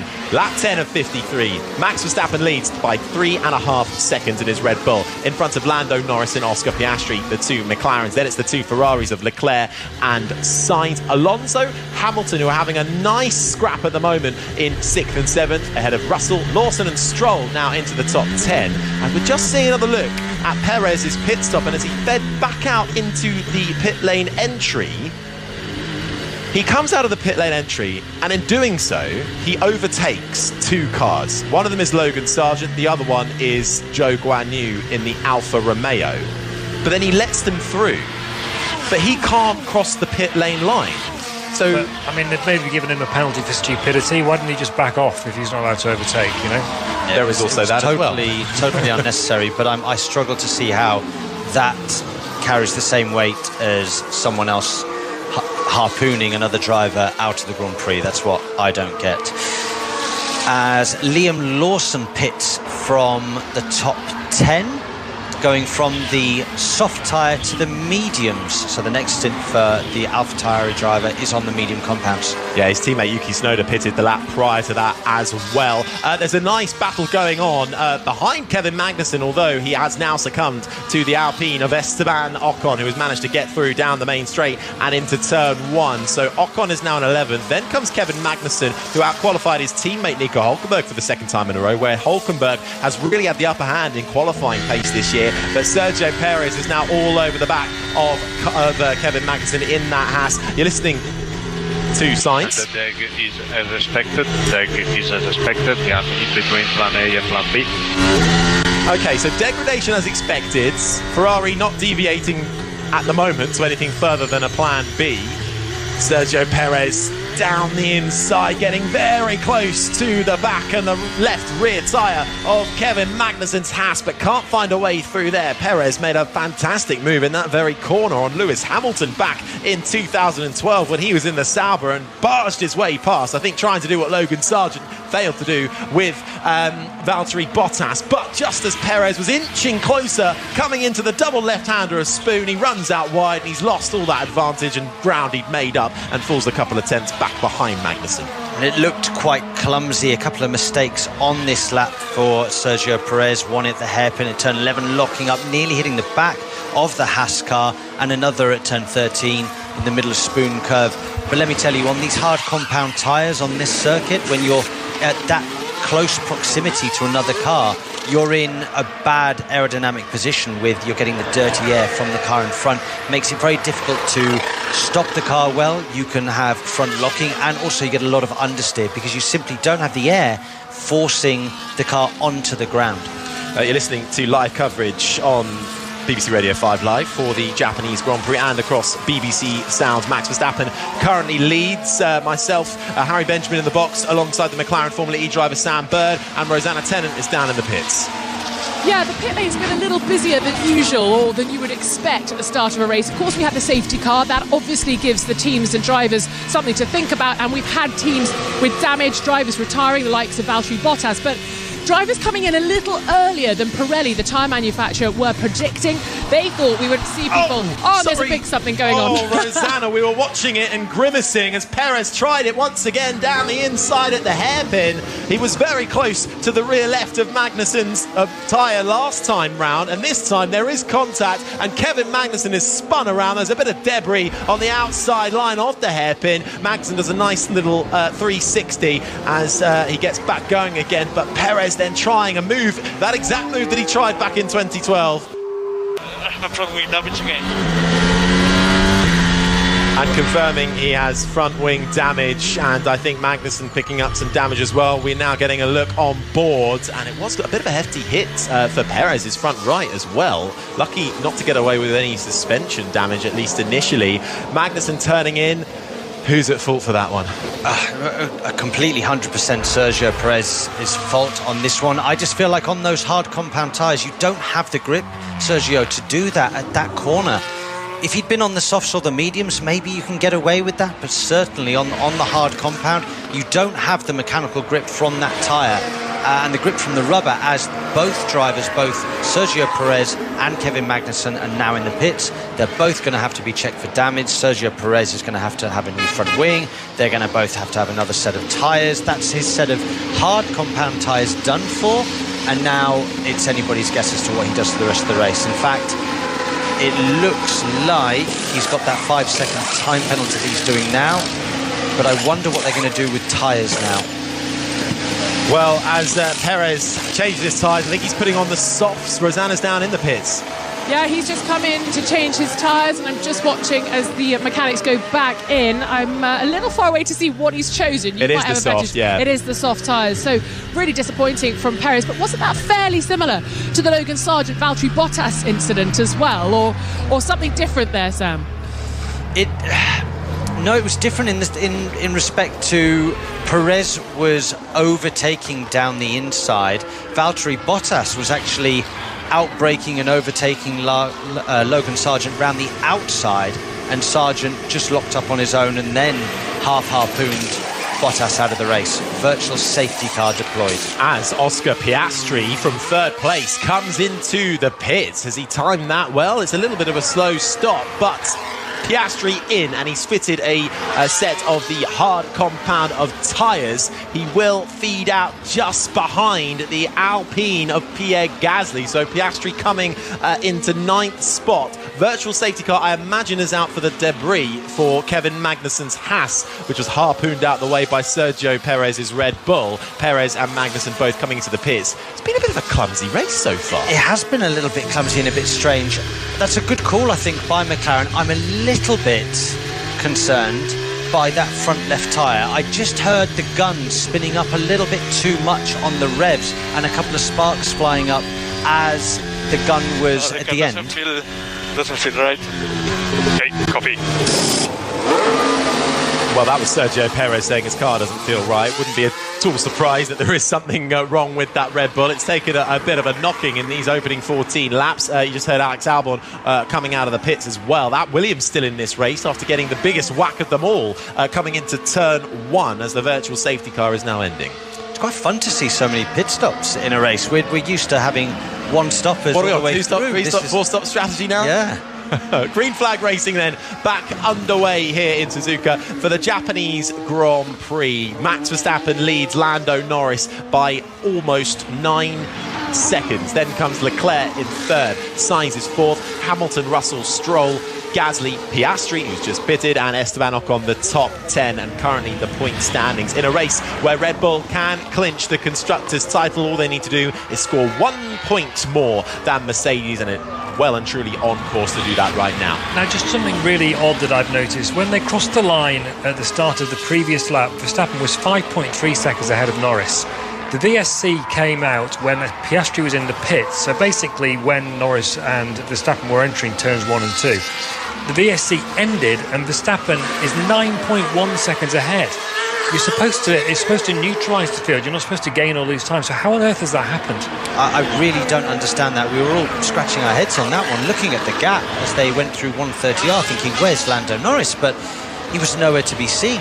It's pretty much a 10-second gap now that Verstappen's got. For Norris to make that up over the remainder of the Grand Prix is going to take something special as we see Sergio Perez retire the car. Yeah, Perez in, Rosanna's down there. Yeah, well, I'm just thinking about the points, Harry, because if he's retiring and Max wins the 25 points, but the two Mercedes finish, is he still going to outscore them? I'm just trying to do the maths. Well, right now, Hamilton would score 10 points and Russell would score 8 points. So, yes, he would still outscore them as it currently stands. But a bit of a sign of the times, really, for Max to win it and Sergio to be pushed back into the garage. He has retired, wheeled back in. I'll let you talk us through a replay that we're now being shown. Yes, so was this under virtual safety car then? We're just seeing that Max Verstappen in the Red Bull and Lando Norris side by side coming into the double left-hander spoon curve, and Verstappen almost edging Norris off the track as Norris tries to fight to get alongside him. Box opposite McLaren, box opposite McLaren. So Leclerc being told to box if McLaren stay out, or stay out if McLaren box. Do whatever McLaren doesn't do, and Leclerc is currently in third at the moment. behind Norris. I'm completely confused as to what Lando Norris and Max Verstappen were doing there under the virtual safety car. I don't have any idea why Lando was effectively going around the outside of it. I know that they've got a target to hit, but it doesn't matter whether you're hitting that target or not. You still can't overtake under virtual safety car, so you have to stay behind the car in front. Yeah, so either Verstappen was going too slow against his delta. We've got a car off in the background. It's Lewis Hamilton coming out of Degner 2, runs wide into the gravel. He keeps his foot planted and he still comes out just in front of his teammate George Russell. These two have been scrapping since the get-go. Russell now much closer to the back of Lewis Hamilton. Neither have come into the pits yet, and Russell is now looking to make a move in the run down to Spoon Curve. Hamilton will have the inside, Russell round the outside. Hamilton forces Russell off the track, and Hamilton goes off the track as well, but Hamilton appears back in front of him as they now go up the gears and head down the back stretch towards the fast left-hander of 130R. Hamilton and Russell are not giving an inch this afternoon as Max Verstappen is told to pit from the lead of this race on lap 17, but coming into the Casio triangle, it's looking incredibly tight between the two Mercedes. We're trying to see which one came out first. Did one of them come into the pits? No, yes they did. One of them did come in. We can't quite see it on our screen. Hamilton has come into the pit, so that allows Russell to be released out there. Verstappen now, quick pit stop, and he's out. Let's head down to Rosanna. Yeah, and it was a stop time of 3.3 for Max Verstappen, our race leader, but of course he's now slipped down a little bit, but he's changed onto the mediums. Christian Horner told me on the grid earlier, didn't he? They'd kept 3 mediums for the race as Lewis Hamilton pits for hard tyres, a slightly longer stop time for the Mercedes driver of 4 seconds. Obviously, he'd been struggling with those tyres, and perhaps that's why he made the mistake and why he was tussling with his teammate George Russell. Yeah, they've been getting their elbows out against each other, haven't they, Sam? I think that's why they've pitted Lewis Hamilton, because they were actually holding each other up. Lewis was holding George up, and the fighting was getting a little bit too feisty. That's the most aggressive I've seen Lewis on George, and vice versa. I wonder what the debrief's going to be like. Well, the big boss, Toto Wolff, isn't actually here. Jerome D'Ambrosio is in charge, so maybe when the boss is away, well, they are absolutely playing out there on track. But it was a rare mistake from Lewis Hamilton then, coming into Degner 1, and that allowed Russell to close up. Who do you want to fight here, each other or the others? Degner 2, my apologies, and that was George Russell on the radio, I think, sparking the pit stop, because, as you say, Sam, no point in holding each other up as they were scrapping over 5th and 6th. Hamilton did come in and has fed out further down the field. I think came in around 10th spot. Well, what they did effectively is give Ferrari a little bit of a cushion, a bit of free air behind them. They don't now necessarily have to worry about the Mercedes. What they've got to worry about is a charging Oscar Piastri, who's gone onto the hard 7 or 8 laps ago and is charging up to the back of the Ferraris. Lando Norris pits from from the lead effectively, and will, once Verstappen comes back across the line, will filter back into 2nd place. As he heads out, that means Carlos Sainz takes over as leader of this race. The man who has led more laps than any non-Red Bull driver in the field. Sainz now lead, but he has not pitted in front of Russell. Verstappen, who has pitted, he's come out in 3rd. Piastri, who's also pitted, he's in 4th, ahead of Gasly, Ocon. Norris, who's just fell out of the pits, in 7th, ahead of Alonso, Leclerc and Hamilton, the top 10. Those are your current point scorers. So Piastri then has undercut his teammate for legitimate position by stopping earlier. I mean, that will be difficult to maintain towards the end of the race, but he has legitimately undercut. So the undercut could be the way to go today. I think it always was going to be, but that's really interesting, as we've just been seeing that Sainz is going to pit now. But we were, it happened to McLaren at Monza. Piastri was ahead, and Norris got the pit stop first, which shouldn't happen because they were protecting against someone else. And he leapfrogged ahead as a result. And it also happened in Hungary. And I know that behind the scenes there's been a bit of tension about that. So it's very interesting. It's happened the other way around, some radio. I look very quick now. Okay, very quick, but okay. That was Carlos Sainz. I think he was saying, I'm very quick now, but he's being called into the pit. So he quick once released into a bit of clean air, but he now comes into the pits, hits that pit limiter, slows down, and now trundles his way into the fast lane and soon in his Ferrari garage. And why not? Let's head down to Rosanna. Yeah, Carlos Sainz into the pits on those medium tyres. Going to be interesting to see, does he go for the same strategy as his teammate Charles Leclerc and take another set of mediums? He pulls into the box and another set of... I think they do look like mediums from that angle where I'm seeing it from. You'll be able to verify that for me. But interesting that Max Verstappen's done 2 mediums. What does that mean for the rest of his race? We know he didn't have a lot of hards available to him, only 1 set for this race. But it seems like at the moment the Ferraris and Max Verstappen preferring to stay on that yellow walled tyre, the medium tyre. Yeah, it is the medium tyre. Rosanna Leclerc feeds out in 6th. Sainz feeds out in 8th. My apologies, as Leclerc was making a move on Fernando Alonso coming into turn 1. Leclerc getting that move done and coming out on top in 6th place. Alonso 7th. So that undercut working once again as Sainz feeds out behind them. Hamilton and Tsunoda round out the top 10. Verstappen has retaken the lead of this race, having come into the pits and dropped down slightly. George Russell, though, in the Mercedes, is right up behind the Dutchman, but Russell has yet to pit. Well, I think the Mercedes have actually not done the best thing here with Russell. I think he was the faster of the 2 Mercedes drivers. The undercut is powerful. Lewis Hamilton will be miles up the road from George Russell when he comes in and serves his stop, which I believe he'll probably do at the end of this lap because he's hemorrhaging lap time. Yeah, and lap 19 of 53 we are currently on here for the Japanese Grand Prix. Pit stops are starting to play out after a bit of a messy start to this Grand Prix with a few collisions, lots of front wing changes and debris scattered on the track. The sun beats down here in Suzuka, though. The weather is sublime. 27 degrees air temperature, 42 degrees the track temperature. It is hot, and it is a race all about tyre degradation, but also, at the moment, keeping it clean. Max Verstappen does lead this race ahead of George Russell, who's yet to pit. Oscar Piastri has pitted and managed to regain a place back in front of his teammate Lando Norris. The 2 McLarens in 3rd and 4th in front of Leclerc 5th. Ocon, Alonso, Sainz, Hamilton, Tsunoda, the top 10. Lawson, Stroll, Hülkenberg, Joe, Gasly, the top 15. Magnussen, Albon, Sargent. The 18 drivers left in this race with Sergio Perez and Valtteri Bottas out and having retired. So has George Russell, Benny, got a set of hards at his disposal? 2. Yeah. So I think he's going to go for a 1-stop here. I think he's going to try a 1-stop because he's already done 20 laps on a set of mediums. I think he'll be confident that he can eke out a little bit more life out of those medium tyres, go another 4 or 5 laps. So that he's not quick at the moment. However, if he can do 1-stop less than the others, that could give him a pretty decent position.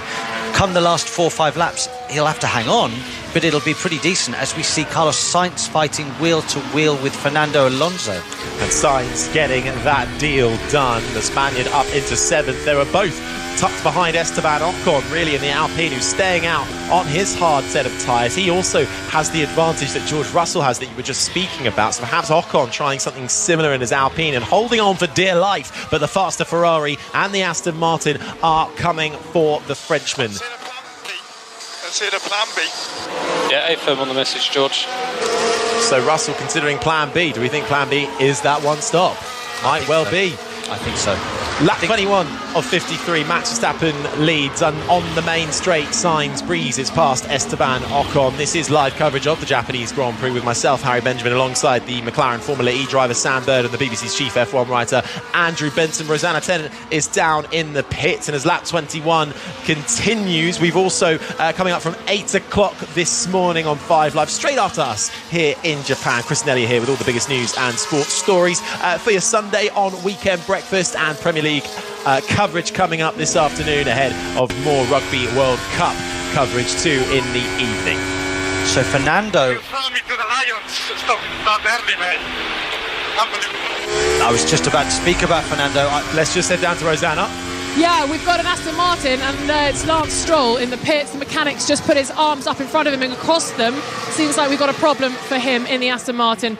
The car's being jacked up again. The little skateboard's going underneath. The headrest coming out, and it is game over for Lance Stroll. Another day to forget for Lance Stroll then.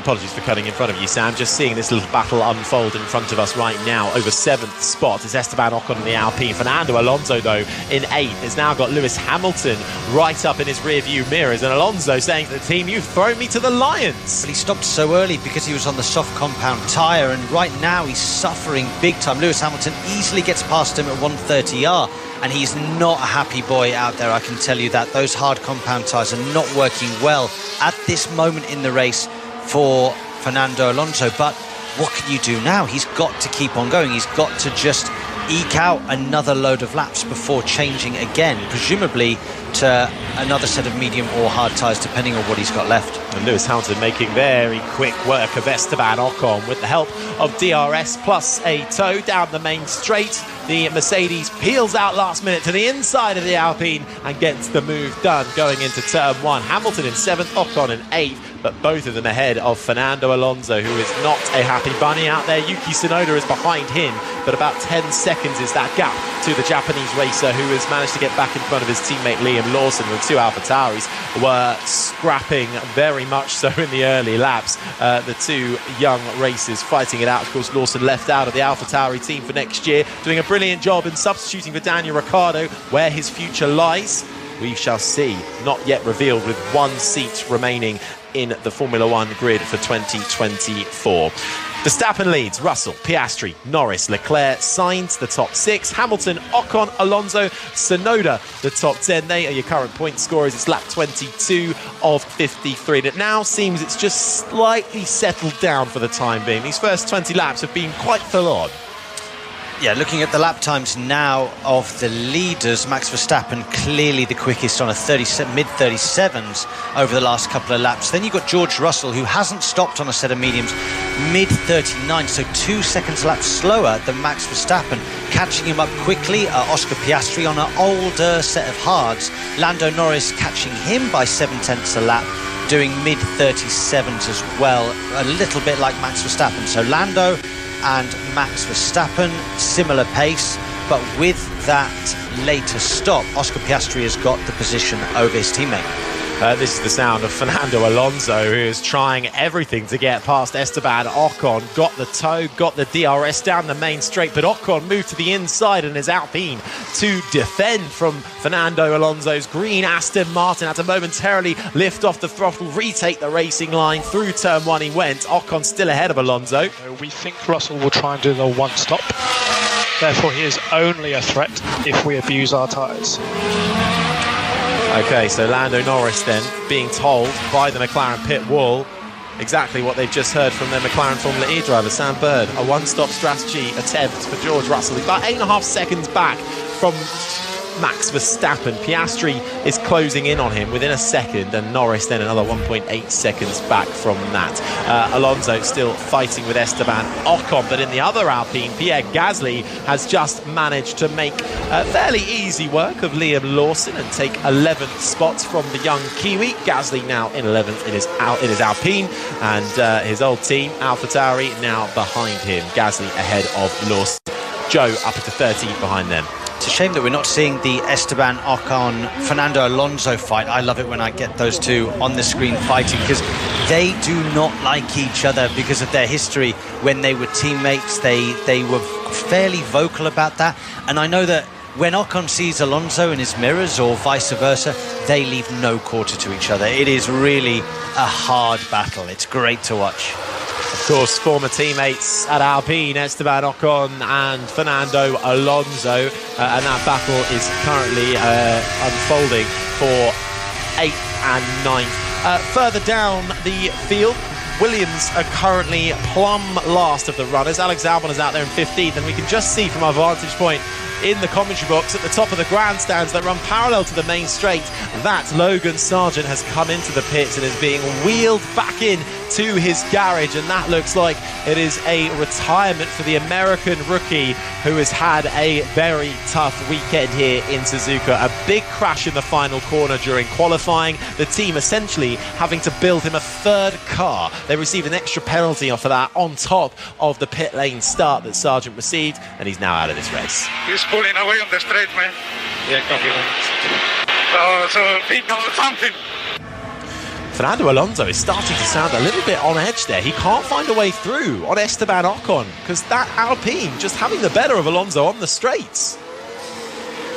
Yeah, I haven't heard Alonso like that on the radio for quite a while. He's been so calm all year. He sounds very aggravated as we see George Russell now into the pits out of second place. Now I think this is really key for the race. He's going for the one-stop strategy. We heard McLaren say that the only way that he can be a threat is if they now go and abuse their tyres. But George Russell is definitely on for a decent result here if they've got this strategy call right. It's a nice clean pit stop from the Mercedes mechanics, just under 3 seconds, 2.9, and he will feed back out behind the battling Ocon and Fernando Alonso. Ocon once again defensive, coming into turns 1 and 2. The long double right-handers, the blue and pink Alpine emerges in front of the all-green Aston Martin. Right now, the worst you're going to make the race for me, so understood. And that is Lando Norris, and he's saying that because he is within 0.6 of a second of his teammate Oscar Piastri. Lando Norris managed to get in front of Piastri off the start. Piastri didn't get a bad start, but he had to suddenly lift off as Verstappen came across to defend. That allowed Norris to get in front of Piastri. Piastri then got the undercut on Lando Norris, which meant he pitted first and managed to get in front of his teammate who was ahead of him, but Norris now the faster of the two McLarens. Well, seeing how key degradation is around this circuit at the moment, and how as we see George Russell going round the outside of Fernando Alonso on the new tyres, that should be easy picking, and it won't be long before he picks up Esteban Ocon as well. But going back to the degradation, I would let Lando Norris through knowing that he could build a bit of a gap, and then Piastri will pit before him, and it'll continue to be swings and roundabouts, and they can sort it out at the end. The last thing they want is for Norris now to lose time. He is quicker than Piastri right now, and he's losing time behind Piastri.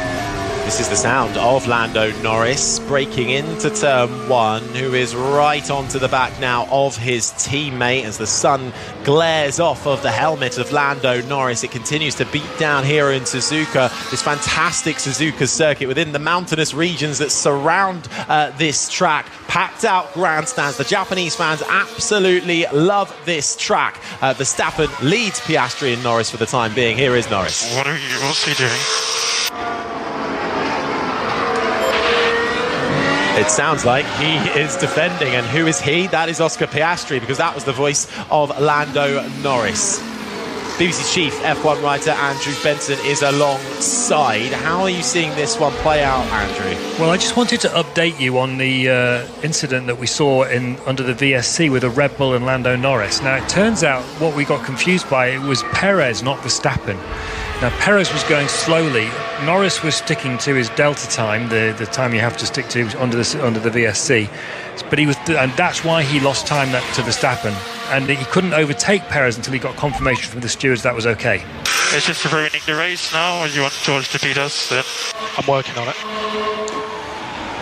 That was Lando Norris again, and clearly Oscar Piastri is not willing to move over. He wants a podium, he wants a second place as Piastri, but the longer he stays in front, does he begin to ruin his own race? I mean, it's certainly affecting Lando Norris. I'm way quicker, I'm just in the dirt again. We're going to swap positions.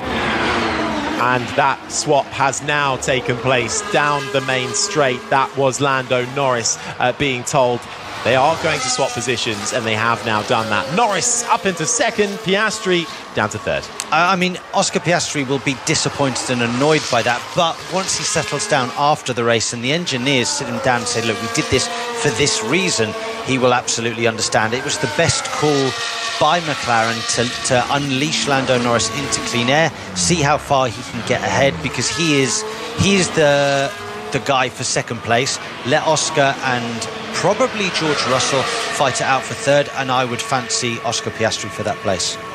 Just seeing some movement opposite our commentary box in the Aston Martin garage in the side of Fernando Alonso. They've already got one retired car in the form of Lance Stroll, but Alonso has just lost a further few positions. Gasly skated through along with Yuki Tsunoda. Zhou Guanyu now in 11th. Fernando Alonso down to 12th. So I wonder, have his tyres completely fallen off, or is this a problem?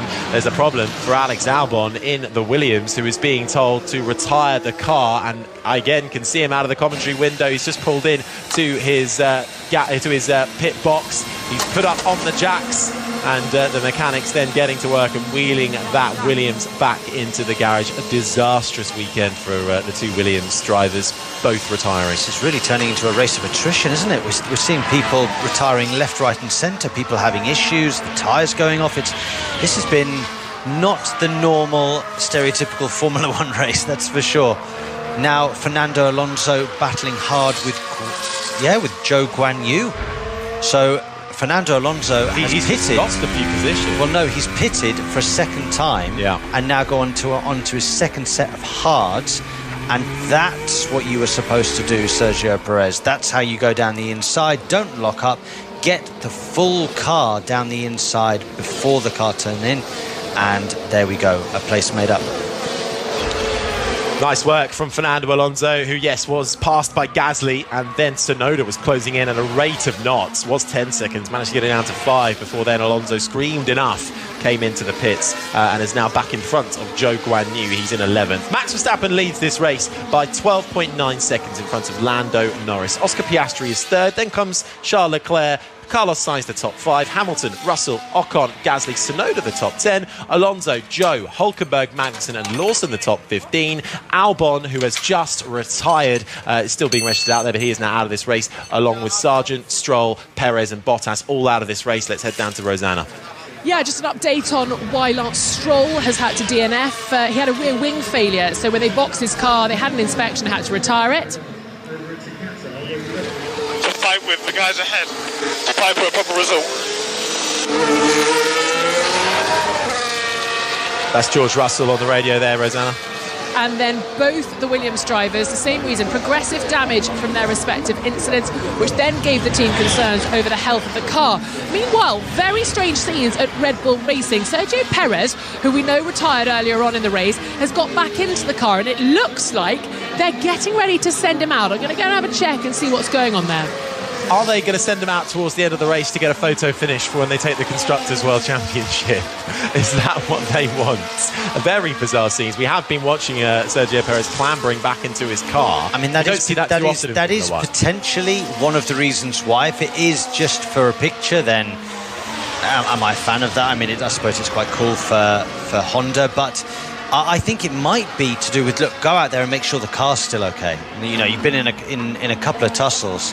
Let's just make sure that this car is still straight. There's no issues.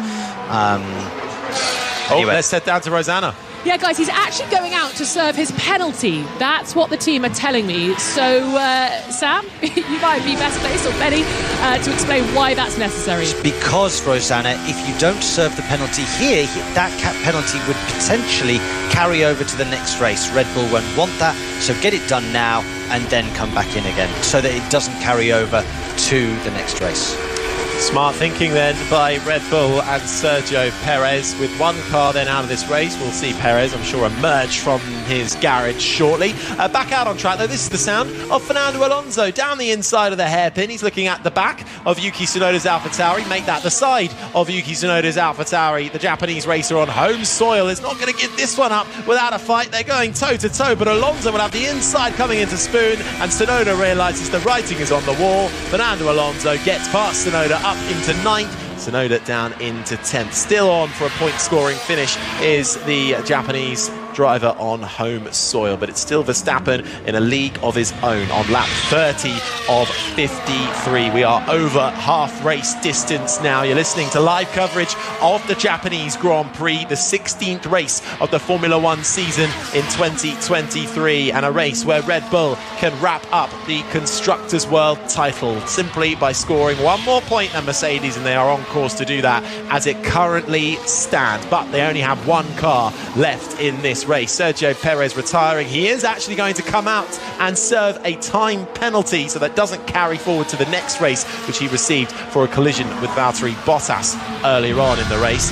Verstappen leads Norris, Piastri, Leclerc, Sainz is the top 5. This is the sound of Liam Lawson in the AlphaTauri outside of the points, and had a great start. Fallen back slightly though has the Kiwi racer in only his 4th Grand Prix, substituting for the injured Daniel Ricciardo. We expect to see Ricciardo back, perhaps not at the next race in Qatar in a couple of weeks' time, but before the end of the season, so we might well see Lawson appear for another Grand Prix. We know, as he gets past Magnussen and up into 13th spot, he is not going to be on the grid with AlphaTauri for 2024. They have confirmed Daniel Ricciardo will line up alongside Yuki Tsunoda for that season. Where does that leave Liam Lawson? Well, there is a spot down at Williams, currently occupied by Logan Sargent, who's had a tough weekend. Both Williams cars out of this race, along with Lance Stroll's Aston Martin, Sergio Perez's Red Bull, and the Alfa Romeo of Valtteri Bottas.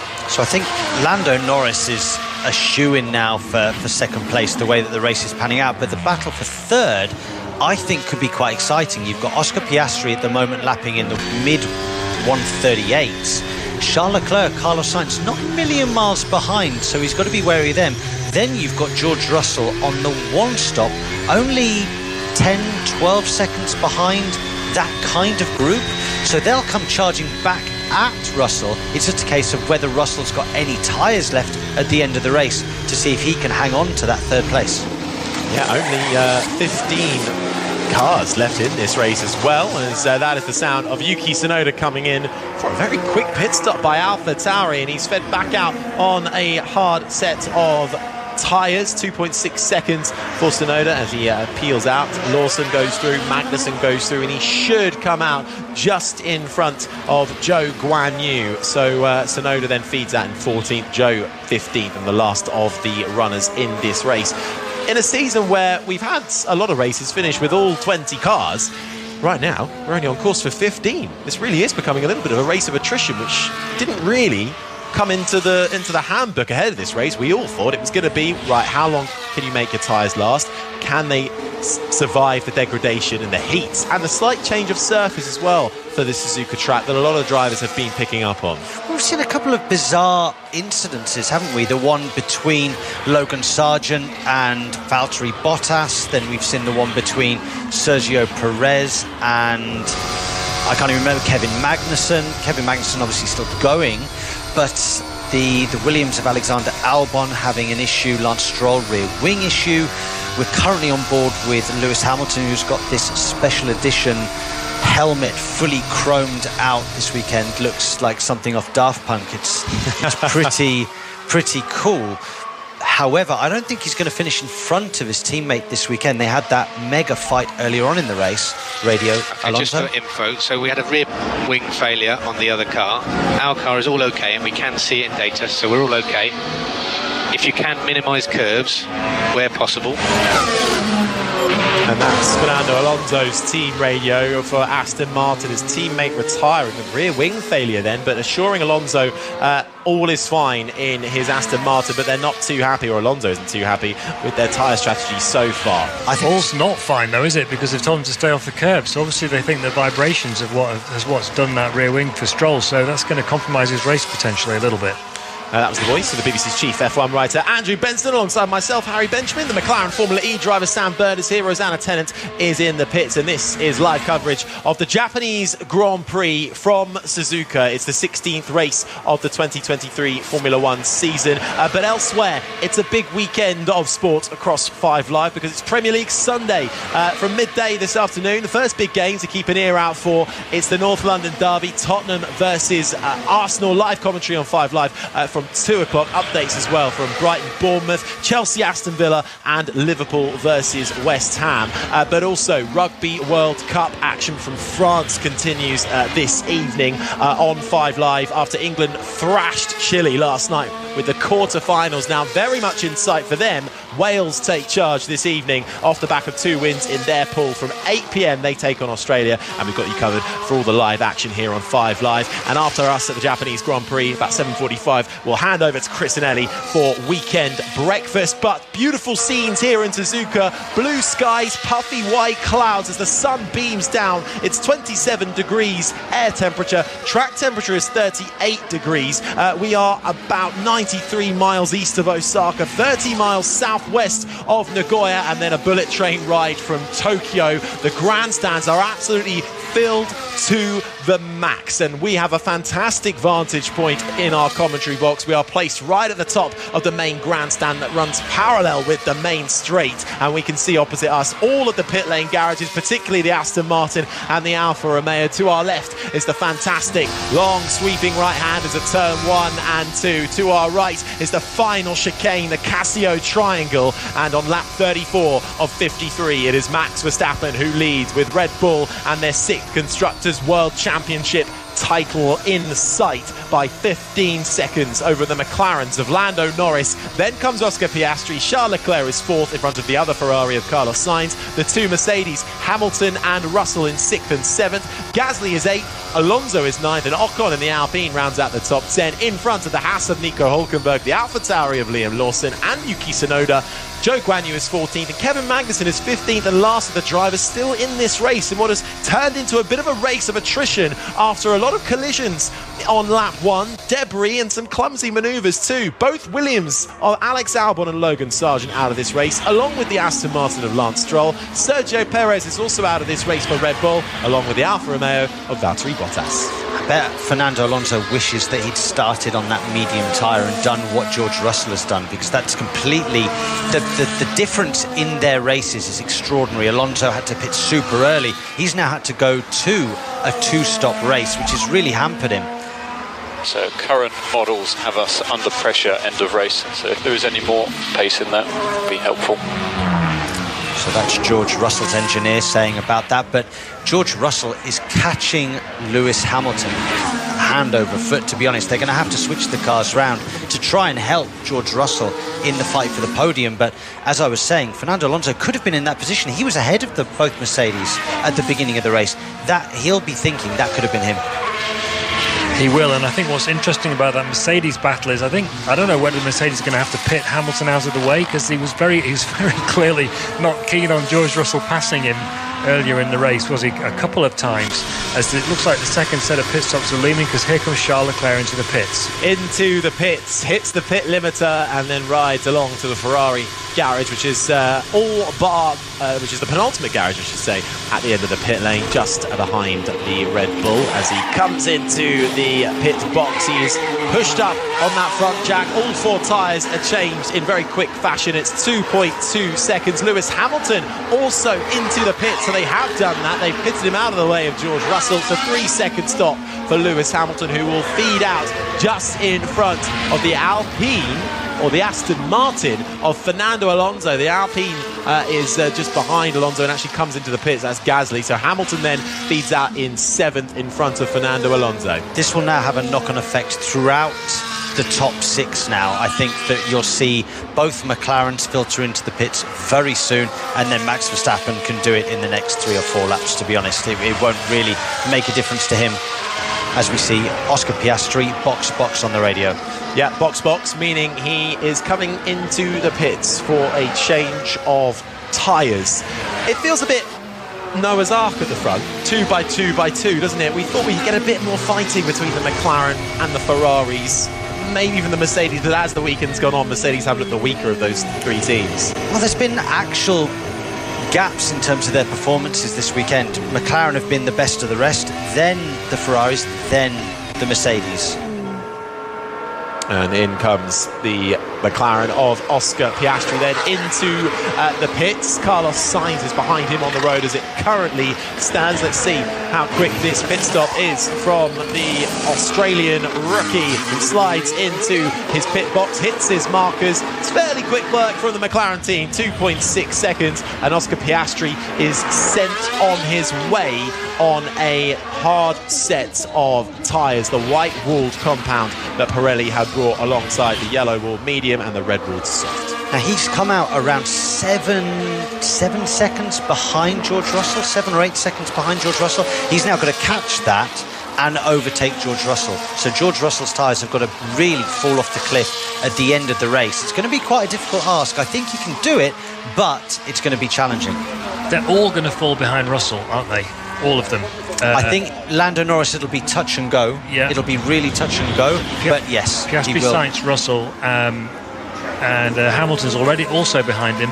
So it's going to be Chase George. It's going to be the story of the last half of the race. It'll be very close between Norris and Russell, but for sure Piastri 7 or 8 seconds behind. He's got to get his skates on now and get moving towards the back of that Silver Arrows car. Would a safety car help George Russell in the next 10 or so laps? Well, no. Not on a one stop, because it'll just bring everyone up behind him, and they'll just depending go on where straight he is past on the track. No, it wouldn't help. It wouldn't help at all, because right now he's got the advantages McLaren come into the pits with Lando Norris. So if they neutralised the race and everybody got close, everybody on the better tyres will just breeze past him and he'll just become somebody that goes backwards. Right now, he's got multiple seconds to play with and people spread out. The moment everybody gets close, he would be a sitting duck. Well, we've had one safety car intervention and one virtual safety car intervention already as Lando Norris comes into the pits and is fed out at the pit lane exit. George Russell goes through in the Mercedes. Norris comes out in fourth. Russell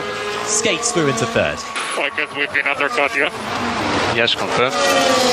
And if you cast your mind back a few laps to the radio message from Mercedes towards Russell about a bit more pace, what Russell had been doing was trying to balance management of the tyres but going fast enough to give himself an offset to get ahead of everybody else, but give himself something to defend with. We're saying Verstappen's about to come in on this lap. So it's a question of how well he's done that balance and who's going to get past him. It looks like Norris probably will, but after that I think it's a bit more of a question mark. Yeah, we also heard Carlos Sainz on the radio there as well, guessing that he's been undercut. And it was a bit of a forlorn radio message there from Carlos Sainz, who has been the second Ferrari so far this weekend. He's currently in second, but Leclerc been into the box as we start lap 38 of 53. Let's head down to the pits with Rosanna Tennant. Yeah, and Max Verstappen has come in. He's going to change his tyres. They're right down at the furthest end of the pit stop. Mechanics are ready to receive him, and he pulls into the pit box. Let's see, up on the jacks, those medium tyres come off and the hard tyre goes on. He only had one hard tyre available to him coming into this race, remember, so they've capitalised on those medium tyres that they saved. They had 3 mediums available and he's now finally switched onto that hard tyre. Yeah, and straight in, straight out again, still in the lead. So Perez is still in the pits, not having gone out to serve the penalty that he needs to go out to serve. Lando Norris is coming for George Russell with the aid of DRS. Norris on fresher tyres, speeds through on his compatriot. The McLaren up into third now, Russell down to fourth. So I was just going to say, I wonder if they're waiting to the end so that Perez can take the point for fastest lap and give them an extra chance of clinching the Constructors' Championship, depending on where Russell and Hamilton finish. That could absolutely be the case, yes. They've got to do the penalty so that he'll go out presumably on an older set of tyres, then put on a brand new set of softs, and off he goes. Sainz coming into the pits via the Ferrari radio. Now, I think that the Norris-Russell battle was only going to finish one way, with Lando Norris on brand new hard compound tyres. He's now disappearing into the distance. The interesting one will be Oscar Piastri on Russell, and then Leclerc on Russell as well. So George Russell isn't safe even in 5th place at the moment. He's currently in 4th. It will be 3rd when Sainz pits, but he could drop back to as far as 5th or 6th place still in this race because of the deg. It is very much who can catch George the quickest run to the end of this race. It's lap 38 of 53 here for the Japanese Grand Prix in Suzuka. Max Verstappen leads with 15 laps to go as he crosses the line for another lap. Let's make it lap 39. Sainz, this is the sound of the Spanish driver in that Ferrari, who has now peeled into the pits. So that will allow Norris through, Russell, Piastri, Leclerc. Then comes Hamilton, Alonso, Ocon and Gasly, the current top 10. In fact, George Russell could be caught by his teammate Lewis Hamilton towards the end of the race. George is lapping in the 1:39s, which is an evilly slow lap time, considering he's still got 14 laps to go. And his teammate Lewis Hamilton is doing 36.7, so yeah, two and a third seconds per lap. I think that he has enough laps in the bank, Lewis Hamilton, to catch and pass his teammate. Outside of the point scoring positions that currently stands, Liam Lawson in the AlphaTauri is 11th in front of Yuki Tsunoda in the other AlphaTauri. Joe Guanyu is 13th, and the two Haas's bring up the rear of the field in 14th and 15th with Nico Hulkenberg and Kevin Magnussen respectively. Only 15 cars left in this race, with the two Williams of Alex Albon and Logan Sargent retiring, along with Lance Stroll's Aston Martin and the Alfa Romeo of Valtteri Bottas. Sergio Perez did come into the pits to retire, but he had a penalty lingering over him for his incident with Kevin Magnussen, and they are sending him back out onto the track. In fact, he's waiting in his car. The mechanics have tyre warmers on that car, and they're going to try and send him out to serve that penalty firstly so it doesn't carry over, but we think also to pick up the fastest lap point and help secure Red Bull's 6th Constructors' World But do title. you know what's quite amusing? I think Max Verstappen's trying to save them the bother because he's just set the fastest lap, and I wonder if Perez can even get close to it after this weekend. It's true. That is very true. I mean, you would that like was to a think 1:34.1 was the fastest lap they just set. You'd like to think on a set of softs that Perez could get close. You'd like to think so, but they are sending him out, and he's on a set of softs. He is on a set of softs. They send him out then on lap 40 as he appears from the shade of the pit lane into the sunlight of this circuit. Perez then back out on the track to serve a penalty and potentially to get a fastest lap point as well. That would take Red Bull to 26 points scored. As it currently stands, they would take 26. George Russell would take 15 along with Hamilton's 8. Still not quite enough to try and stop Max Verstappen and Red Bull taking the Constructors' World title.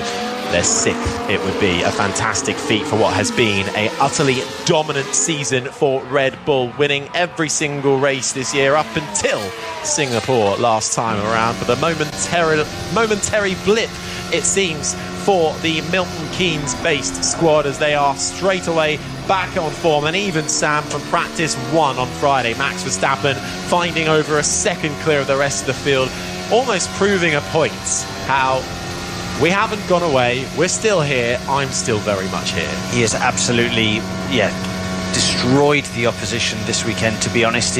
No one's got anywhere near him, but what is close is the battle for 3rd and 4th at the moment. It's George Russell in 3rd, Oscar Piastri in 4th, and through the final chicane, Oscar Piastri is going to get DRS. However, his traction wasn't the best.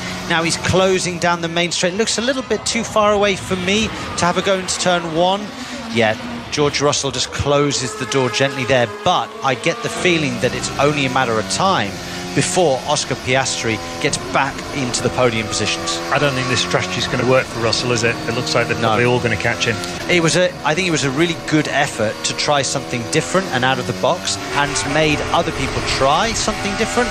But yeah, I think that he will drop back potentially down to even 6th or 7th place.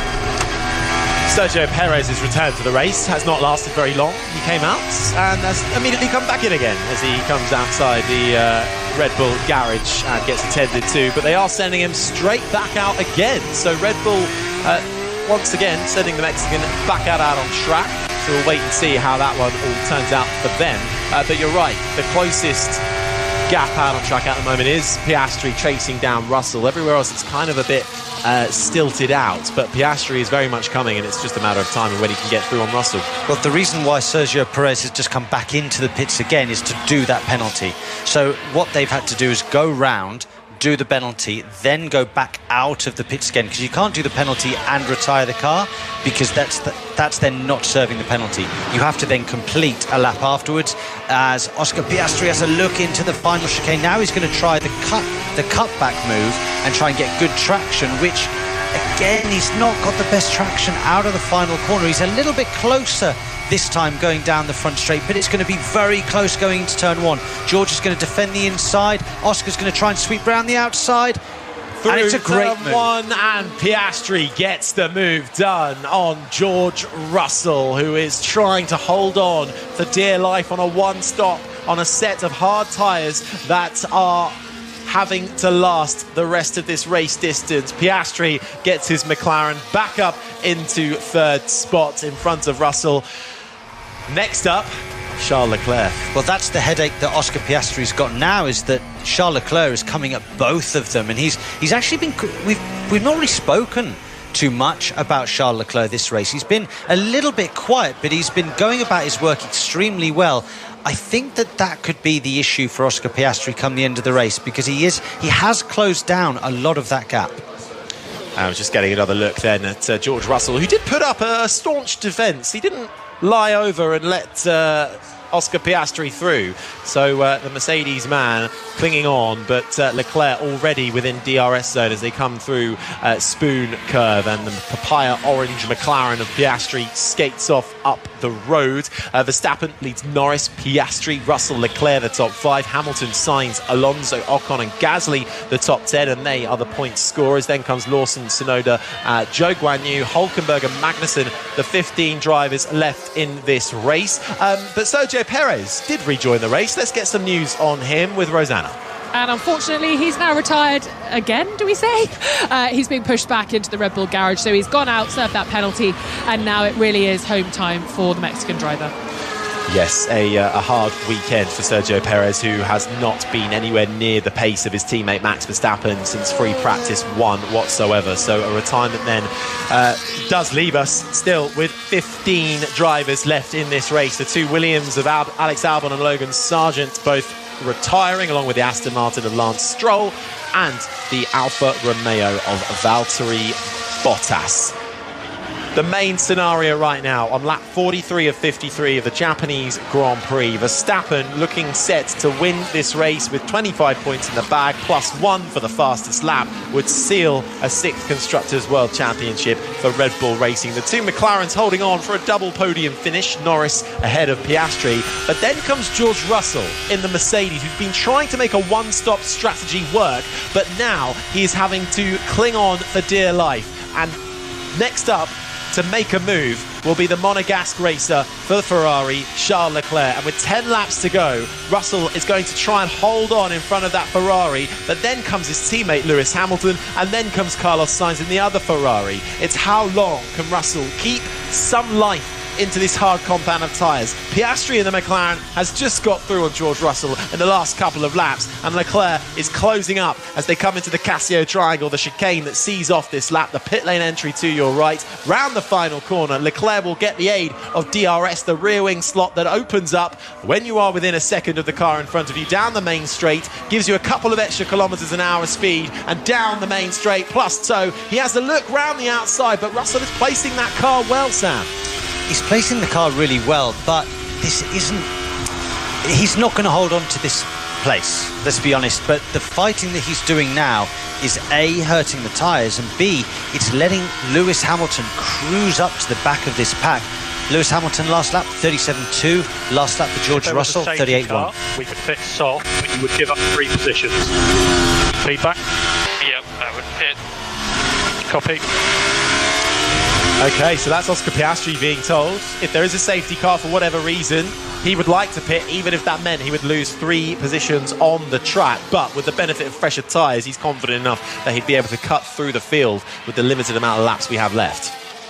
Verstappen leads Norris, Piastri, Russell and Leclerc for the time being, but Leclerc is chasing down George Russell. This is live coverage of the Japanese Grand Prix on BBC Radio 5 Live. Coming up at about 7:45 back in the UK, we'll hand over to Chris and Ellie for weekend breakfast, but also big weekend of sport, or big Sunday of sport. Sunday evening coverage of the Rugby World Cup continues from 7:30 this evening, build up to Wales taking on Australia from Lyon, and lots of Premier League coverage as well across 5 Live this afternoon. 2 p.m.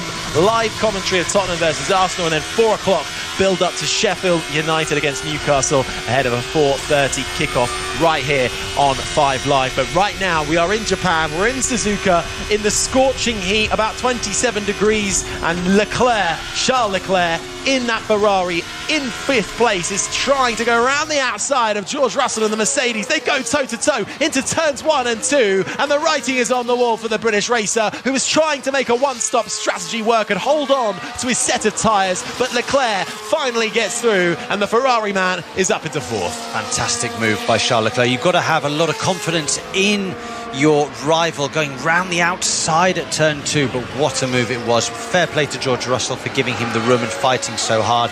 George Russell has now got to look in his mirrors because Lewis Hamilton is coming at him thick and fast, over a second to a second and a half a lap.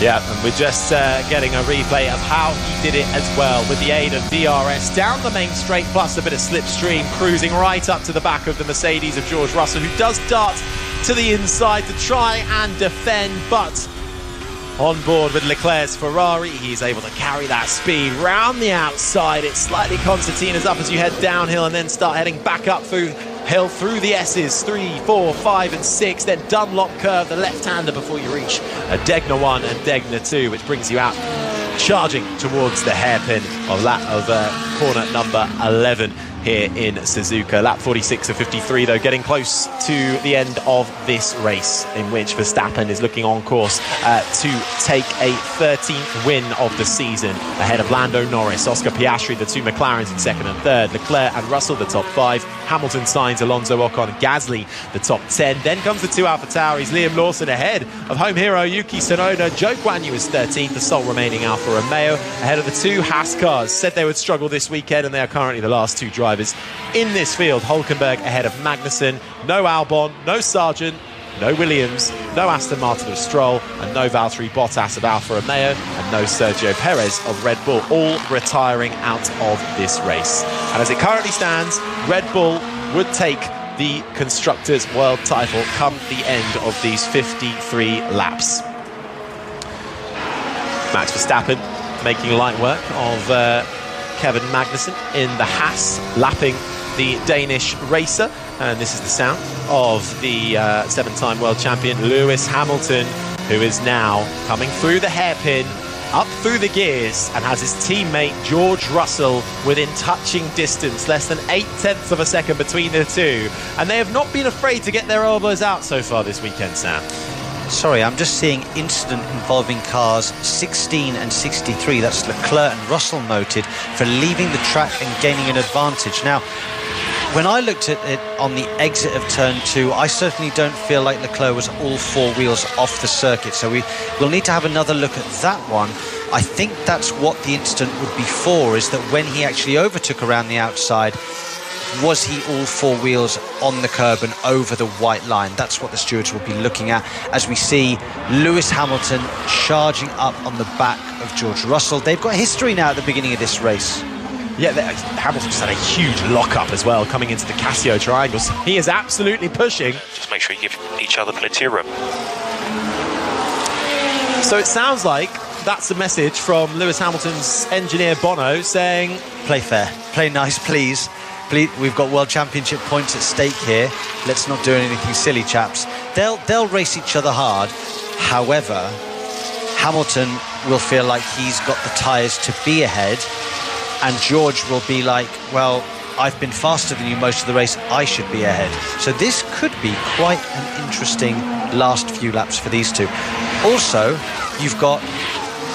Who is that? You've got Carlos Sainz joining the party as well. So they do need to play fair. They need to be tactical here, because Carlos Sainz is catching them hand over fist here. And Sainz, who's kind of been a bit done over the strategy, really. He's fallen down to 7th, but he is now right on the tail of Lewis Hamilton. He even got very close under braking coming into the hairpin. That turn 2 incident involving Leclerc and Russell has been reviewed.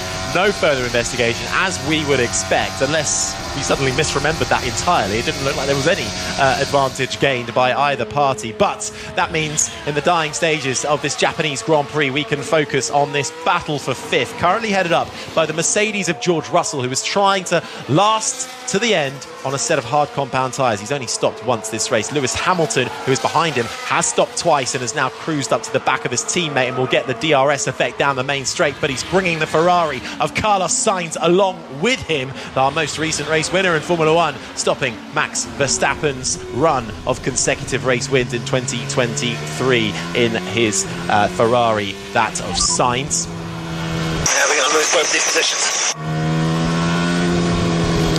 And that is Lewis Hamilton saying, we're going to lose both these positions. So does he expect that, well, if you're going to let us fight, it's going to take me a while to get past Russell, and I might not get past Russell, and Sainz is right here, and he's going to get the both of us. Absolutely. As a driver, you're always, in these positions, you're always trying to say cryptid code to your team. Come on, I'm the faster car, I want to be through. That's basically what that message meant. It meant, come on, guys, I should be in front of George. Let at least one of our cars be in front of the Ferrari, because now Lewis Hamilton, because he's being held up by George, is under immense pressure from Carlos Sainz. 5 laps to go here in Suzuka for the Japanese Grand Prix. Invert positions. Be careful of signs with DRS though. Why don't we invert on the last lap? And he just keeps the DRS like last week. Unless he's fighting for a bigger result. So it's an instruction, George. Swap positions. So George Russell is told to invert the positions. He's told to let his teammate through, but actually bringing up what Carlos Sainz, race winner from Singapore, did last weekend and try and keep Hamilton within range so Hamilton gets the DRS effect and can continue to stay in front of Carlos Sainz. It's clever thinking from George Russell again, trying to copy that manoeuvre. But how do you see this one, Sam? I know you're a driver, but Hamilton actually then dives down the inside into turn 1. Russell letting his teammate through. And Sainz not able to capitalise on that occasion. Hamilton already well and truly up the road as they come through the S's. Hamilton then up into 5th, Russell into 6th. But would he have done that through gritted teeth? Yes, of course he would have done. He's not going to be happy about that. In the debrief later, he will let the engineers know he's not happy about that, especially now if he loses the place to Carlos Sainz. They'll be fuming. But it was the right thing to do for the team. It just wasn't the right thing to do for George Russell. Hamilton then already up the road. Sainz trying to find a way through on George Russell next as they come into the hairpin. Sainz doesn't have any dive down the inside there. If you want to play the team game, he put the first attack earlier, at least he can do. It's getting fraught between the two Mercedes drivers. He's asking, does Hamilton want to play the team game? Because maybe he would have thought that, well, could Lewis keep me within DRS range? Exactly. Learning from what Sainz did so brilliantly last weekend, I think George is expecting him to... So we need to give George DRS. Let's help him along. Understood. Okay, so Lewis has said understood. He understands the protocol now. And let's see what happens. Lewis has backed off indeed. He has backed off and he will give his teammate DRS on this lap to try and help him in the defence of Carlos Sainz. But Carlos Sainz is so close. I wonder if it's too late though. George does get DRS, but Sainz gets it as well, and he pulls up alongside the Mercedes man. The Ferrari will have the inside onto the brakes into turn 1. Sainz gets the job done. The DRS aid from Lewis Hamilton to his teammate George Russell came too late. The 7-time champion has made his teammate lose a position, not quite playing the team game quickly enough. Sainz set this up though back in the final chicane. I don't think you can blame Lewis for that. I think that actually had they inverted the positions 3 or 4 laps earlier and they hadn't fought, maybe Carlos Sainz wouldn't have caught them so quickly and therefore they would have stayed in those positions potentially, but that'll be looked at by the Mercedes crew at the end of the race. I'm not sure if Hamilton realises how annoyed George Russell is at him at the moment. We'll see what their body language is once we get to the end of this race, which is only 3 laps away. Verstappen leads by almost 20 seconds in front of the 2 McLarens of Lando Norris and Oscar Piastri. Leclerc in 4th, Hamilton in 5th, Sainz is now 6th, Russell down to 7th, Alonso, Gasly and Ocon the top 10.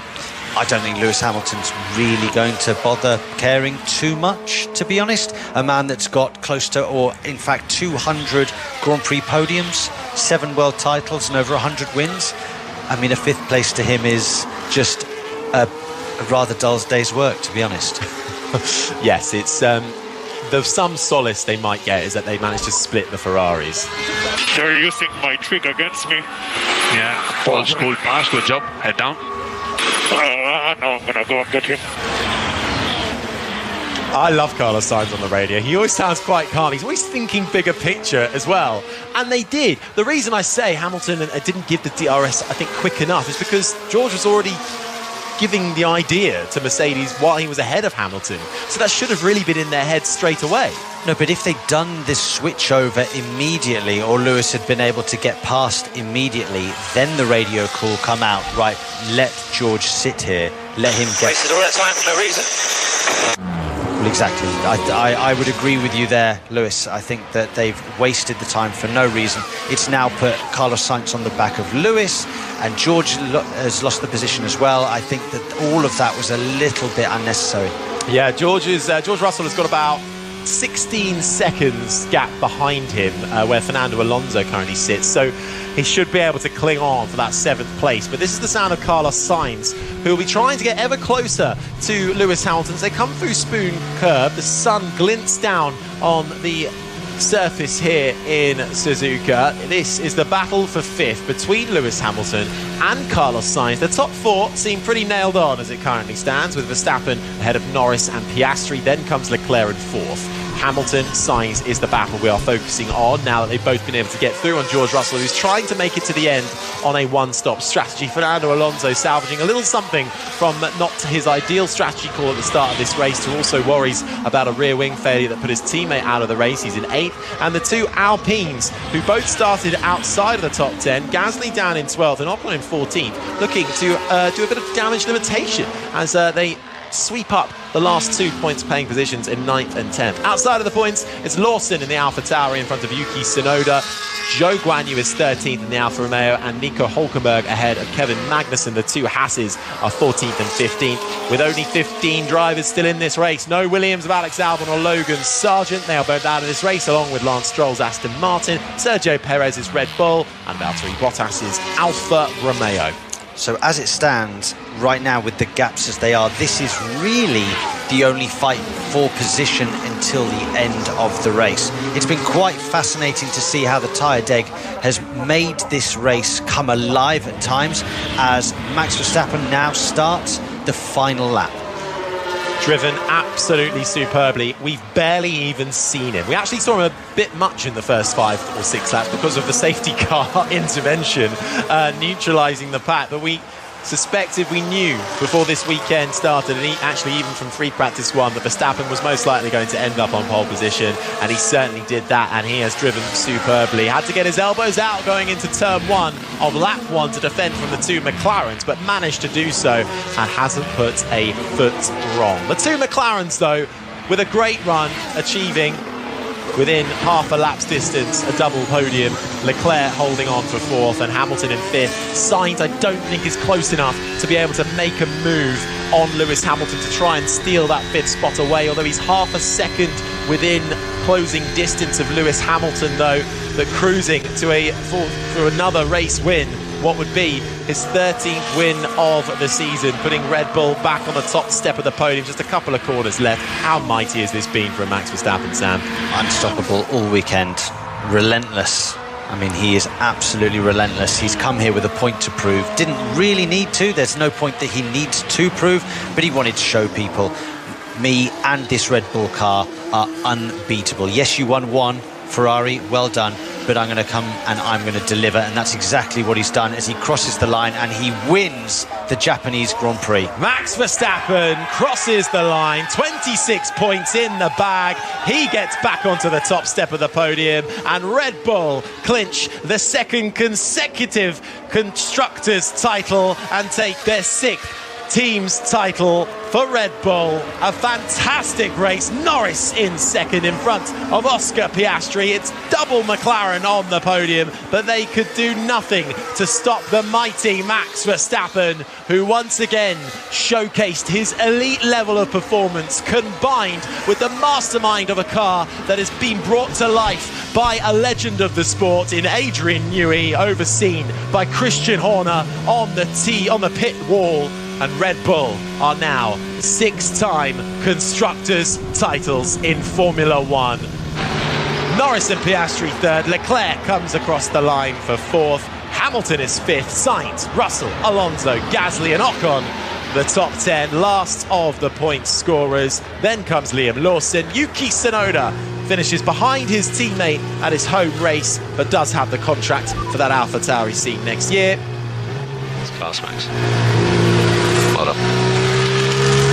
Let's go, guys. Another win.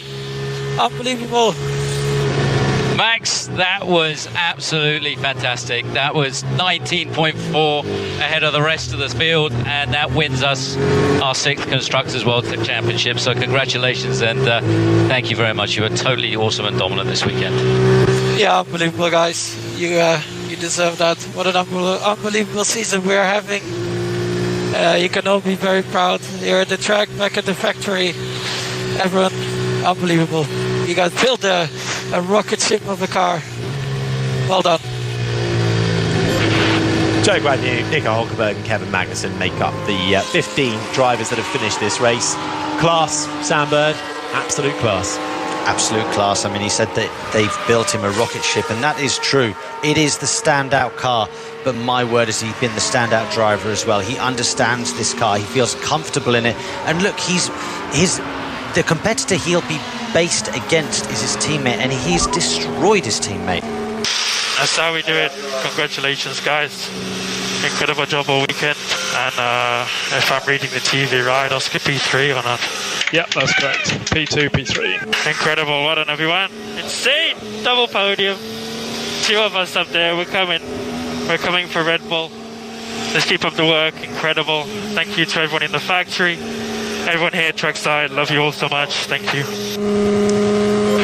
Norris with a second place for the 4th time in the last 7 races. 10 career podiums now for Lando Norris. A sublime drive for both McLarens to get onto the podium.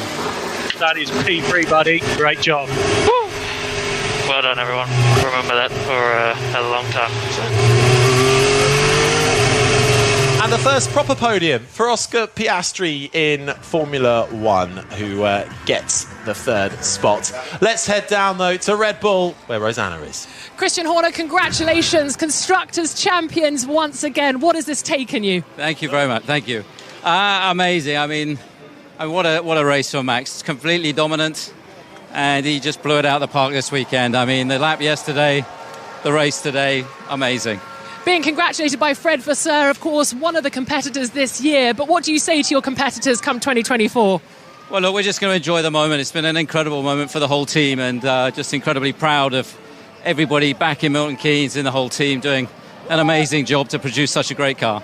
You got the T-shirts here, I'm sure, already packed, ready to wear. Yes, I'm sure there are somewhere. I don't believe in things like that until it's done. So, well, it is now. Congratulations. Enjoy your celebrations. Thank you very much. Rosanna speaking there to Christian Horner, the team principal of Red Bull. Back-to-back constructors' world titles, 6th in a row, no, sixth overall. Is this the beginning of another dominant march for Red Bull? I don't think it's the beginning. We're in it. We're thick into it. Yeah. You know, they were dominant last year. They've been even more dominant this year. Someone's going to have to do something fairly spectacular over the winter months to try and catch them, to try and take the otherwise it's going to be close to another clean sweep next year, to be honest. The top 3 pull into Parc Fermé. Max Verstappen gets out of his car and immediately runs over to his team to celebrate Red Bull as 6-time constructors world champions in Formula 1. The grandstand full of Red Bull merchandise, and we can hear surely from our race winner Max Verstappen. The 2 McLarens as well, absolutely overjoyed with their performances to get a double podium. Norris ahead of Piastri. The photographers out in full force. They can barely move to try and get a glimpse of a very happy and smiley Max Verstappen, but a happy and smiley team as well, who have stood around on the fencing of the pit wall holding world champions with a big number 6 imprinted on the background as well, and a bit of a debrief too with some of Verstappen's mechanics leaning over and having a chat with him as they celebrate him achieving something remarkable along with Red Bull. His teammate Sergio Perez retired from this race, and I'm sure we'll have a full reaction to that and the entire race in our Checkered Flag podcast, so do keep a lookout for that, where we discuss all the fallout from this Japanese Grand Prix. But smiles all round for Max Verstappen. How important is this as well, though, the 2 McLarens getting a double podium? It's so impressive considering how they started the season as well. They were nowhere for the first 4 or 5 races. It took until Austria where they saw upgrades starting to work on the car. Come Silverstone, they start to get podiums, and now they've had multiple podiums. Well, let's hear first of all from our 3rd place man, Oscar Piastri, who will be talking to Damon Hill. Congratulations, your first ever Formula 1 podium. You put yourself, Melbourne and Australia up there. What have you got to say? Yeah, thank you very much. It feels pretty special, definitely. I remember it for a very, very long time. So I can't thank the team enough for giving me this opportunity. You know, there's not many people in the world that get this opportunity in their whole life, and I've managed to have it in my first season. So thank you very much to the team. Wasn't my best race ever, but it was enough to get a trophy at the end. So yeah, super happy. You're a little disappointed perhaps to come second with your to your teammate, but some tight racing there, which is exciting for us anyway. Any moments of concerns during that? Yeah, the move on George, I knew I had to try and get past, otherwise I was going to get stuck for a while. So yeah, that one was a bit close, but no, that pace after that was very strong, and I think in the second half of the race I got more into a groove, more into a rhythm, and the pace was a bit better. So yeah, very, very happy, and yeah, excited to try and get some more. Well, I'm sure you're going to be celebrating a team result there, fantastic team result for your team, so well done on your first podium. Thank you very much. Well Thank you.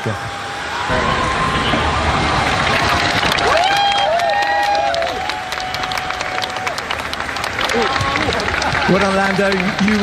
You managed to pip Andy, you managed to pip your teammate and very nearly Max Verstappen in the start there. Yeah. Some tight moments, but some great racing, and it worked out tactically as well for you.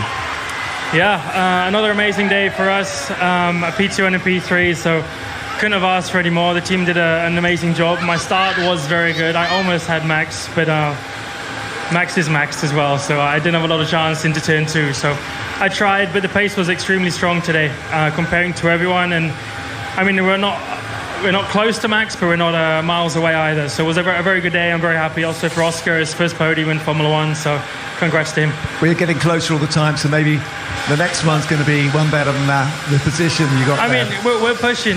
We're getting there. The progress he made is pretty outstanding. So, like I said, I'm very proud of the team. The steps forward we're making every weekend. I'm sure there's going to be some tough times to come, but we're getting there step by step, and our first double podium together with Oscar. So, yeah, a good moment for us. Great race. Many congratulations, Lando. Cheers, sir. Thank you.